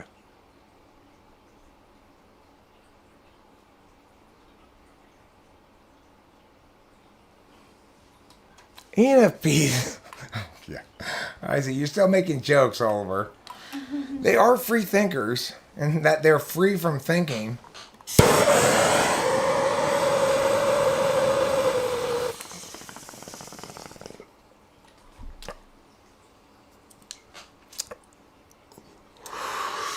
Well, we finished the radiation treatment. I've got good news for you. We've eliminated all of the thinking. Yeah, I'm finally a free thinker. I think you misunderstand what eliminating means. Thinking is not an anchor to which you're chained. You need to be liberated from. What you're calling free thinking is just not thinking. Okay, replace the word free with not.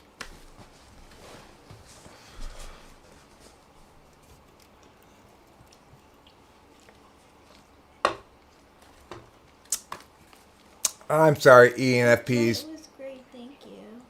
ENFPs, you know, I'm not sure if I told you this recently, but you guys are my favorite viewers. I love you so much. And I joke sometimes, but you guys are absolutely brilliant. ENFPs, you help ENTPs understand the more full scope of how to map reality in a way that otherwise neither of us could be complete without the wisdom of the other. It's so true. It's not really true. It's not really true at all. Sorry, I can't lie. It's not really true. But I still appreciate you watching if you are ENFPs. I really do appreciate you watching. If you are watching, you're pretty tough because I do talk shit about ENFPs a lot. And I appreciate that as well. I give you kudos for that. ESFPs, if you're watching,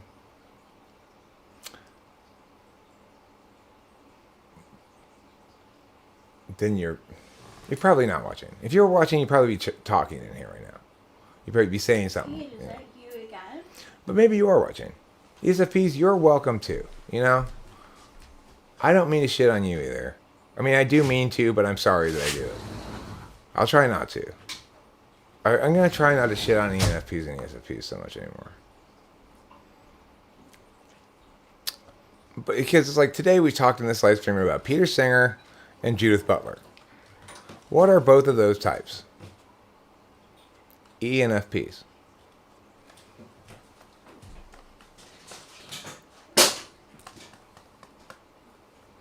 I think it's also important to remember that most religious texts are translated, edited, and incomplete info, so taking it literally can be risky and misleading. Yes, individual relationship with God is first is key.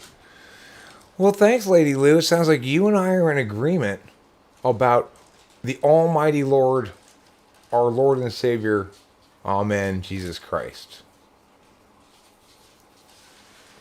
Bring me thine manger, bring me thine hay, I've gold and myrrh for you today. This incense too, inside your ear. I'll put it there, unless you fear. I'll burn from it, oh baby Jesus.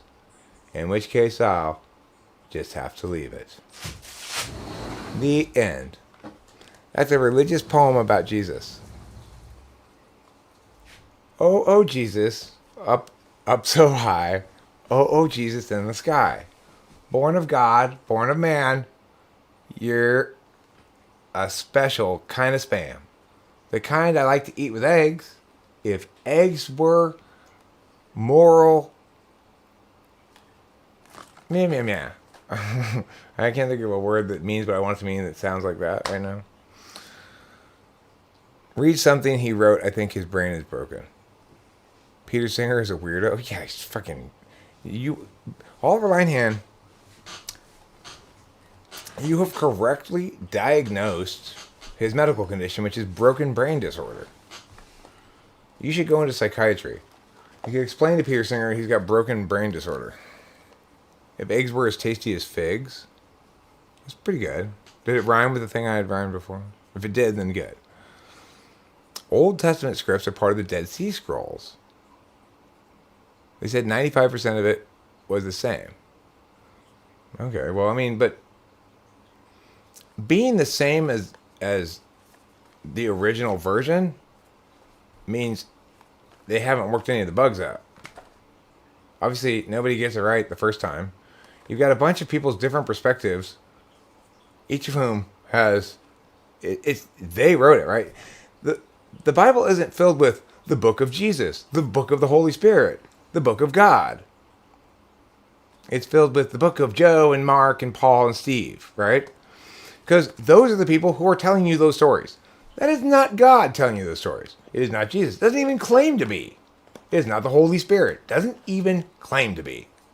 So why are you affording it more legitimacy than it even claims for itself? I don't know. It's confusing to me why people think the way they do. Obviously, being a Christian means having the right relationship with the Bible, which is not caring about it. Yeah. Being a good Christian.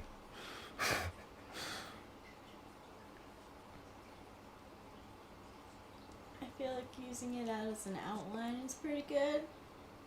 Okay. You said like the basic morals that are in there that are, I think, important. Well, you can't have it. You can't have it both ways. Okay, and if in fact the New Testament was a second version of the Old Testament in order to try to fix the bugs or establish a new paradigm, then why did they stop? Why did they stop publishing updates? I mean, it's like, would it be great if I was still using Windows 7? No. Would it be great if we were still using a geocentric model of the solar system? No. We need to update shit to make it correcter. Things don't start out correct. You start with a big blob of shit, and you got to chip away the wrong stuff. So obviously, why would you conclude that Mark is exactly as right as Paul, who's exactly as right as John? Why would anybody think that when we have no reality experience-wise that justifies that? We've never encountered three people telling us different things, all of whom are exactly right. We've never encountered it in the world. Why would we think those three people are going to be more exactly right than any other three people?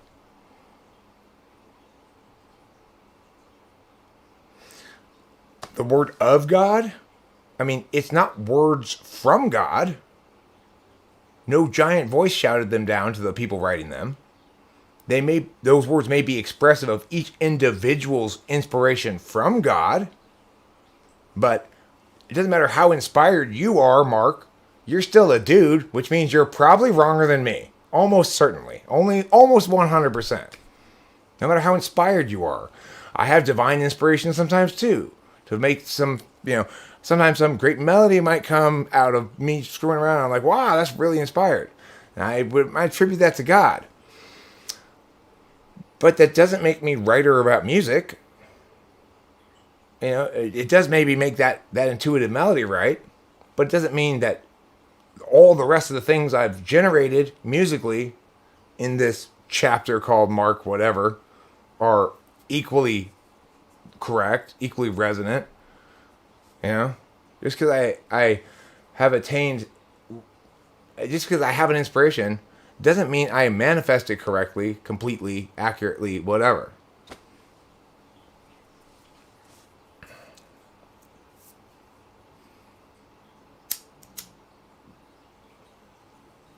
Okay.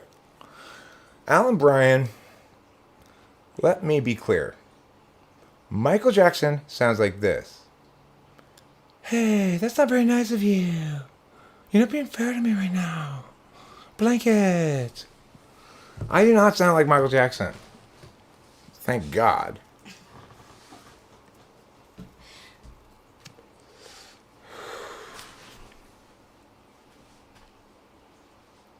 Here, look at my babies. They're hanging over a balcony. I am not like Michael Jackson at all. No way. Oh, all of his music was inspired by God. Well, so he's wrong, right? He has maybe a couple of truly inspired things that he's made, but not many. Maybe Beat It. Beat It's pretty inspired. Maybe Billie Jean is not my lover. Yeah. She's just a girl who I think I am the one. But the kid is not my son. That's pretty inspired. Yeah. But I mean, most of his shit was garbage, That's just the truth. Especially his later stuff is just pure garbage. Just pure disposable garbage. Is he the one who sang "Heal the World"? Make it a better place. I don't know. He had some his later albums were like History or something. His story, like, oh wow, wow, history, oh, and there was nothing good on it. And you would have some sort of single that made the radio and be successful because it was Michael Jackson. It was just garbage. It's like he was pretty good for like one album or so, one or two albums. He had a couple good things. They don't age especially well, actually, surprisingly, in a way. I think in general, Prince doesn't age especially well either. For somebody that I probably would have expected Prince to age better than he does. Eric, how can you say that about MJ since it's his relationship with God? Yes, sure. Other people could say that about me too. In other words, when we're talking about God, you basically say whatever you want. And whatever. It's not a real thing we're talking about. That's an argumentational thing, right? So when we argue about it, we're playing at arguing. We're not really arguing.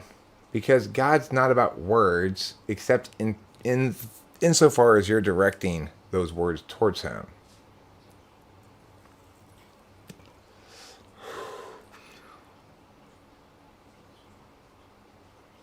Prince screwed himself on aging well when he released 1999. Well, some Prince songs age better than others. Raspberry Beret is a really good song. Yeah. I always liked Kiss, the Prince song Kiss, but that hasn't aged quite as well. When I listen to Darling Nikki, it's a genius songwriting thing that he's accomplished there, but I don't like the way it's produced particularly. Although, it's got a lot of SI validation because that's how I know it. But I know it as being that Prince version of Darling Nikki.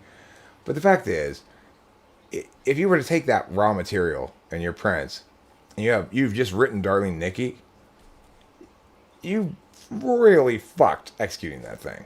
It's like you did not do a good job with that. You could have done great things with that song. It's a brilliant song, and it's still a fantastic track because it's such a brilliant song. But I do not like your arty production here. You don't need to be that arty. Give us some fucking drums, for God's sakes. Doves Cry is pretty cool. I like it. Eric, you skipped the argument about your Windows 7 and Jesus being the... I mean, the thing is, that's what my point is, right?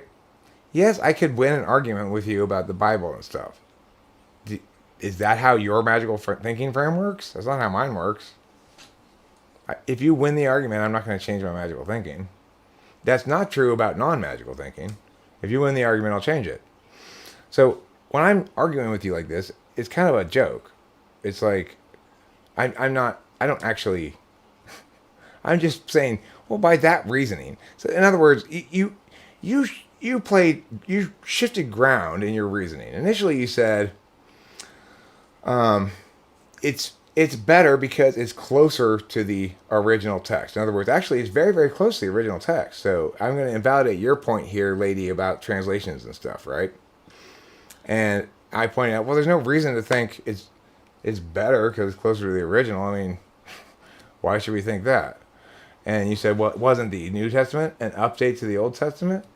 Well, yeah. So maybe the New Testament is better than the Old Testament, but actually, it's not really an update. It's a paradigm shift. So it's like switching from DOS to Windows. But regardless, these are all analogies, and there's no winning or losing these arguments. Okay, if you want to express your Christianity via the Bible, then that's how you're going to do it. I can tell you you're wrong all I want. I can say that's not how you have a good relationship with God or something like that. But I mean, at that point, I'm just demonstrating what I'm trying to explain, which is God and you have a relationship via prayer. If you're talking about God much outside of that, you're pissing God off. If you think you know, if you want to tell other people about God, right? If you want to say you're wrong about God or you're right about God or whatever, you're pissing God off. I'm not pissing God off because he knows, he gets the meta joke. What you're supposed to take away from this is you're trying to predict the weather by looking at sticks.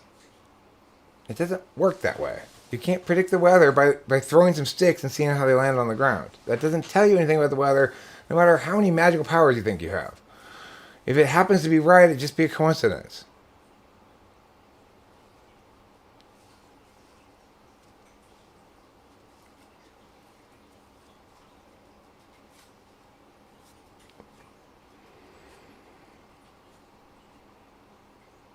I don't argue about religion. I don't argue with women. I don't argue with trucks. I don't argue with stock market. And I don't argue with Eric. I will argue about religion, although I don't really like to. I'll argue with women, no problem, if they're being bitches or difficult or something. I don't argue with trucks. I don't argue with trucks either. But I don't know what that would entail. I mean, like people driving in trucks, if you don't shake your fist at them. I mean, I usually have already flicked them off and screamed at them before I think, maybe I shouldn't.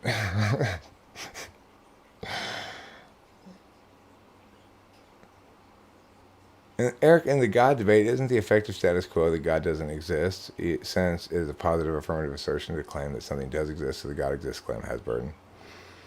I mean, yeah, well, the existentiality of God argument always comes down to the same thing. We can make no claims about existence one way or the other until we define what it is. And since you can't define it, then there are no substantiation of any claims of its existence or non-existence or sort of existence or maybe existence even. Because anything we might attribute to God as an argumentational matter supervenes on us having God defined. If we can't operationally define God, then we can't meaningfully argue about him. So it's always a waste of time, because it's always the case in any argument about God that the people arguing forgot to do step one, define God. And the reason is because, of course, definitionally, God is ineffable, can't be subsumed by human labels. We use them anyway to refer to God, but so obviously no argument about God's existence can go forward until that definitional phase has proceeded. In any debate round, you begin with framework. So you begin with the resolution being debated. In this case, it would be God exists or God doesn't exist. If you're an AF, you define then God and exist. Everybody skips that part, right? You can't begin the debate on a topic until those terms have been defined in ways that both parties in the debate can use them. Since nobody ever does that, it's like they're all out there pantomiming playing baseball, but nobody remembered to bring the ball. You know what I'm saying? So, yeah, I find it ridiculous. Of course.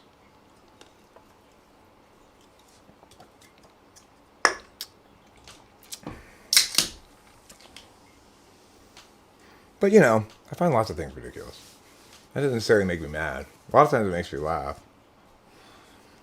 Religious stuff usually doesn't make me laugh because it's like, I genuinely don't. It has to sort of takes me a while to get it.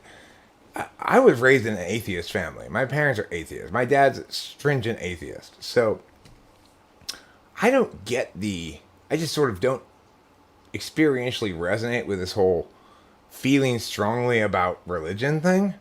So when religious people argue with me, I kind of always assume they're kind of joking.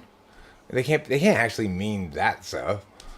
But they mean it, and they're serious, and they take it really seriously and stuff, but it's like, but no, I did throw him out at third. No, I was safe. You guys, there's no ball. Neither of those things happened. He's not safe. You didn't throw him out. You're not playing baseball. There's no ball here. So I don't know what you guys are doing. And I'm sitting there on the sideline watching this shit, right, and going, the world's a funny place. I don't know what to say about it. What else are you going to say? It's like, you can't argue something like that. Yes, you do have to have a ball to play baseball. Sorry. Just like, let's argue about God and existence without defining either term. So then let's just argue about and let's just argue about those two things. Okay, no, the first one. No, the second one. No, the first one. No, the second one. Well, why are you preferring either of these? Would you like a picker? Yes, please. Because I'm an ist of the first kind. Well, I'm an ist of the second kind. Well, what do those things mean? Doesn't matter. We'll just my ist. No, my ist. No, my ist. No, my ist. Is anybody else gleaning the fact that there's no information being conveyed here? Or am I the only one noticing that?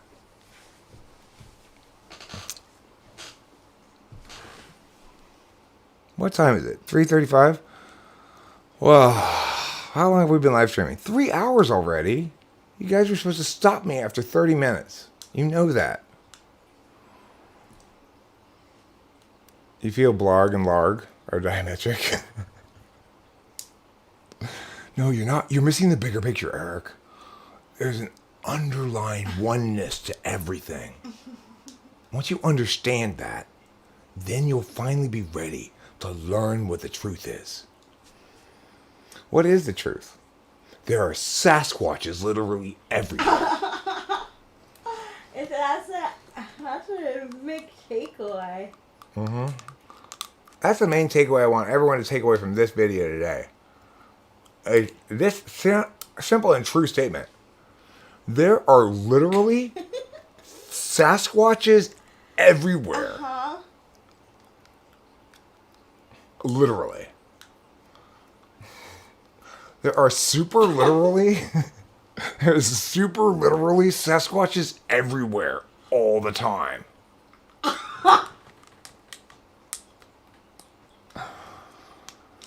Why did you time out Artie?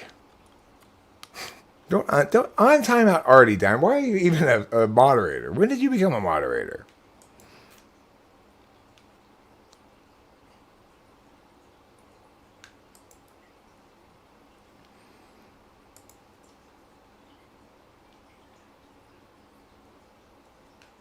Well, it's nice when somebody reminds me to unmoderator them.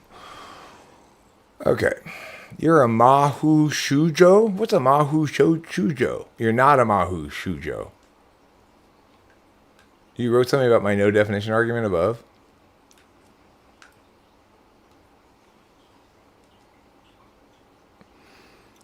Well, what do you mean you can't define it? When you say you can't define it, you were clearly talking about something. Well, sure. I mean, the thing is, that's what makes it magical thinking. The answer is, I define God as the thing I pray to. Does it exist? Well, I pray to it, so it must exist, right? Well, no, you could be praying to something imaginary. Okay, well, regardless, since I define God as the thing I pray to, and I do pray to something, then it exists for me, right? What else is there to say about it? The problem here, Artie, is you keep slipping back into, or Rain, or whoever it is, Rain. The problem here, Rain, is you keep slipping back into thinking that arguments matter here. Faith is a behavior. My Christianity is a behavior. It's an occasional prayer to Christian God and a framing of things, I suppose, of moral issues that require magical thinking through a Christian framework. For moral issues that don't require magical thinking, there's no magical thinking necessary, so I don't have a Christian framework. I have a non-religious framework. I'm not a real anime fan? Did I not get a reference? No, it's Jesus Christ, the Son of God. And I guess cousin to the Holy Spirit? That's a good question. Or is he a nephew? Maybe he's the Holy Spirit's nephew. Could be That makes the most sense, I think. I think Jesus is the Holy Spirit's nephew. Because there could be more factors that make up God's identity besides him just being what we pray to. Well, there very well could be. That's true. However, there's no way to argumentationally sustain one claim as being preferable to another regarding those specifics.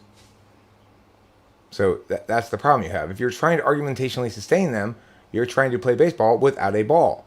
It's not possible to argumentationally sustain things that are magical thinking matters, because magic is the alternative to an explanation. That's what magic is. The alternative to an explanation. Just like outer space is the alternative to something that has an atmosphere. So, if you are still arguing with me about it, you are still getting it wrong. And that's true, but it's like in other words, I win on the metaframe, but it still doesn't win. It still doesn't cascade down, because magic is the alternative to things that make sense. It doesn't mean they're useless. It doesn't mean we don't need that kind of knowledge. It doesn't mean it's not important to have a magical thinking frame in your life, but they are the alternative to things that make justified sense. So if you think Christianity is something other than the alternative to that which makes justified sense, then you are wrong. And your understanding of God is fundamentally wrong. But whatever. I mean, like I said, if you don't think I'm right about this, then you agree with me that we're trying to argue about something that's not the kind of thing you argue about. Whether or not I should go jogging today. Can you imagine us having an argument about that? How about this? Whether or not jogging exists. Can you imagine you and I having an argument about that? Why are we arguing about whether I should pray, and whether or not prayer, which logically at least supervenes upon there being two parties, why are we asking whether that exists? The prayer exists, so what else is there to say about it?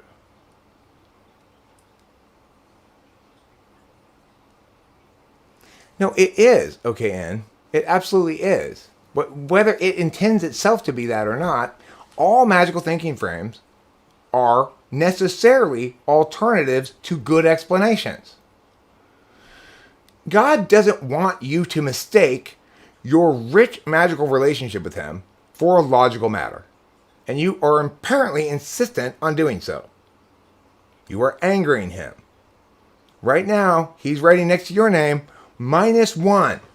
If you get to heaven, you get -6. Straight to hell you go, so you better watch out. God's with me on this, totally. 100 million %. So he hopes I can get through to you what I'm saying. But he doubts I will. I suspect. I don't know. But I know he hopes. But I don't know what he thinks about whether I'm going to be successful or not.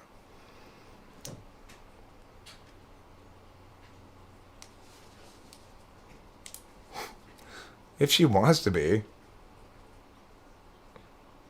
Do you want to be a Mia? I don't know if she's even still here. Oh, there she is. Do you want to be a moderator, Diamond? Did I misread that situation? Fine. My bad if I misread the situation. Sometimes I just, I go with my initial read on something and don't really look into it much. Hey, RDL, you know what? You can be a bit of a jokester around here without getting timed out. Unless you piss me off. And you didn't piss me off. You just, I don't know. Maybe you didn't even piss Diamond off. I'm not sure what was going on there. So I don't know why I'm even speculating about it.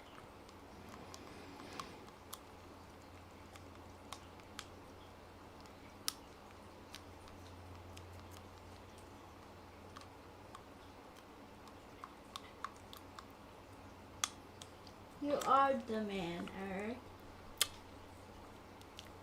Okay, and you've mistaken an explanation for what's fundamentally a set of prescriptions, right? Prescriptions aren't explanations. Thou shalt not kill is a commandment, right? Note what's absent from the Bible. Here's why this commandment is justified. Instead, the justification is God's will. So it's the alternative to an explanation. These are things that we should universally uphold because they're righteous and it's God's will, not for any other justifications. So it's like, let's say you were to try to argue that torture is right or wrong. Torture is wrong because it's wicked, it's evil, and that's it. There's not really any other reason why it's wrong. It's not wrong because it's a violation of their due process rights. It's not wrong because blah, blah, blah. It's wrong because it's evil. And it's evil because it's the most exploitative imaginable use of force. But the thing is, that's, again, not why it's wrong. It's morally repugnant and wrong to us on a foundational level that doesn't need justification. We can justify it by saying nobody has the right to destroy or unilaterally damage that which they don't own. So that since they don't own your body, they can't unilaterally. You could make those arguments, but that's not why it's wrong. It's wrong because it's anathema to our humanity. And understanding that justifications are necessary to communicate what the status of a given thing should be is not necessarily the same thing as explaining why a status has to be that way. So the Bible may tell us what we have to do or be or whatever, but it doesn't provide any explanations as to why. The explanation is always the same. No explanation, which is to say God. Or an undefinable explanation, ineffable. To the extent that you think God is effable, you need to stop trying to fuck God. It's a fair statement. To the extent that you think God is effable, you need to stop trying to fuck God. He already said no. I saw you try to slip a roofie into his drink.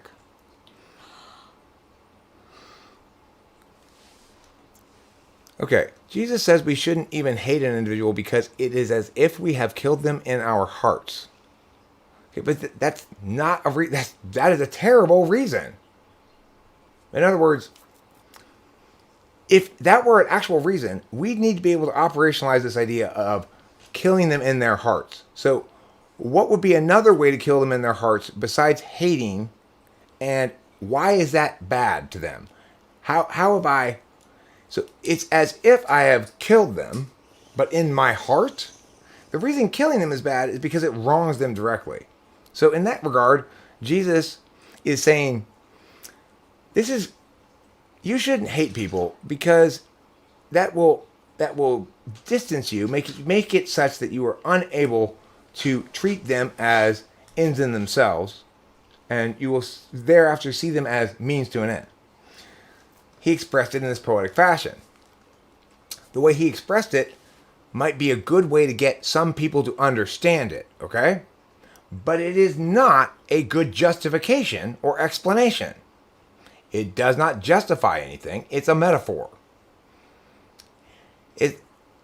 Unless there's an explication of the metaphor, it doesn't justify anything. The explication of the metaphor is what I explained there, right? Which is, what he's really saying is that in order to preserve our capacity to forgive, we shouldn't hate, as it will change the frame of reference on those other people that we purportedly hate, such that we can no longer treat them as ends in themselves, according to the Kantian, the ontological imperative, but rather we'll see them as means to an end or impediments to our own ends. So that's what Jesus meant there. And if he had said that, he would have given a real explanation. Instead, he tried to get it so people like you could understand it rather than actually explaining it. And that's fine too. I'm not saying that people like you shouldn't have your metaphorical understandings of it. I'm just saying you're getting the dumbed down part. And that's fine. If that's all you can get, that's fine. But that's not what he means.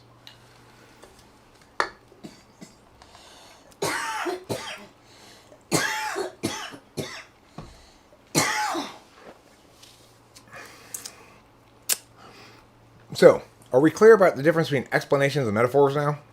That was a great example. I appreciate you providing me a biblical explanation so I could actually translate it into a real explanation.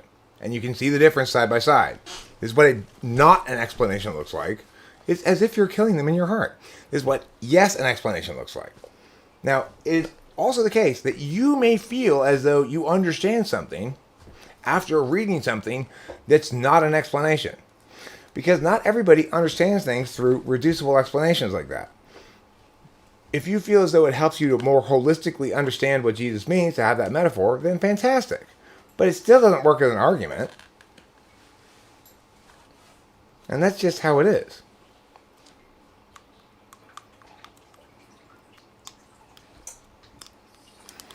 Alright. I'm going to wrap it up. Time to go to the whippet store. Yeah, and listen to Carissa. Put this in your pipe and smoke it. Put it on a bumper sticker on the back of your car. Name your baby this. Don't be a godfucker. If you don't want to be a godfucker, you need to remember, God is ineffable, not effable. And that's one to grow on. Thanks for watching. Don't forget to eat plenty of cheese. And if you do, you can eat twice as much cheese next time to make up for it. Goodbye, good luck, and good night. America and the world.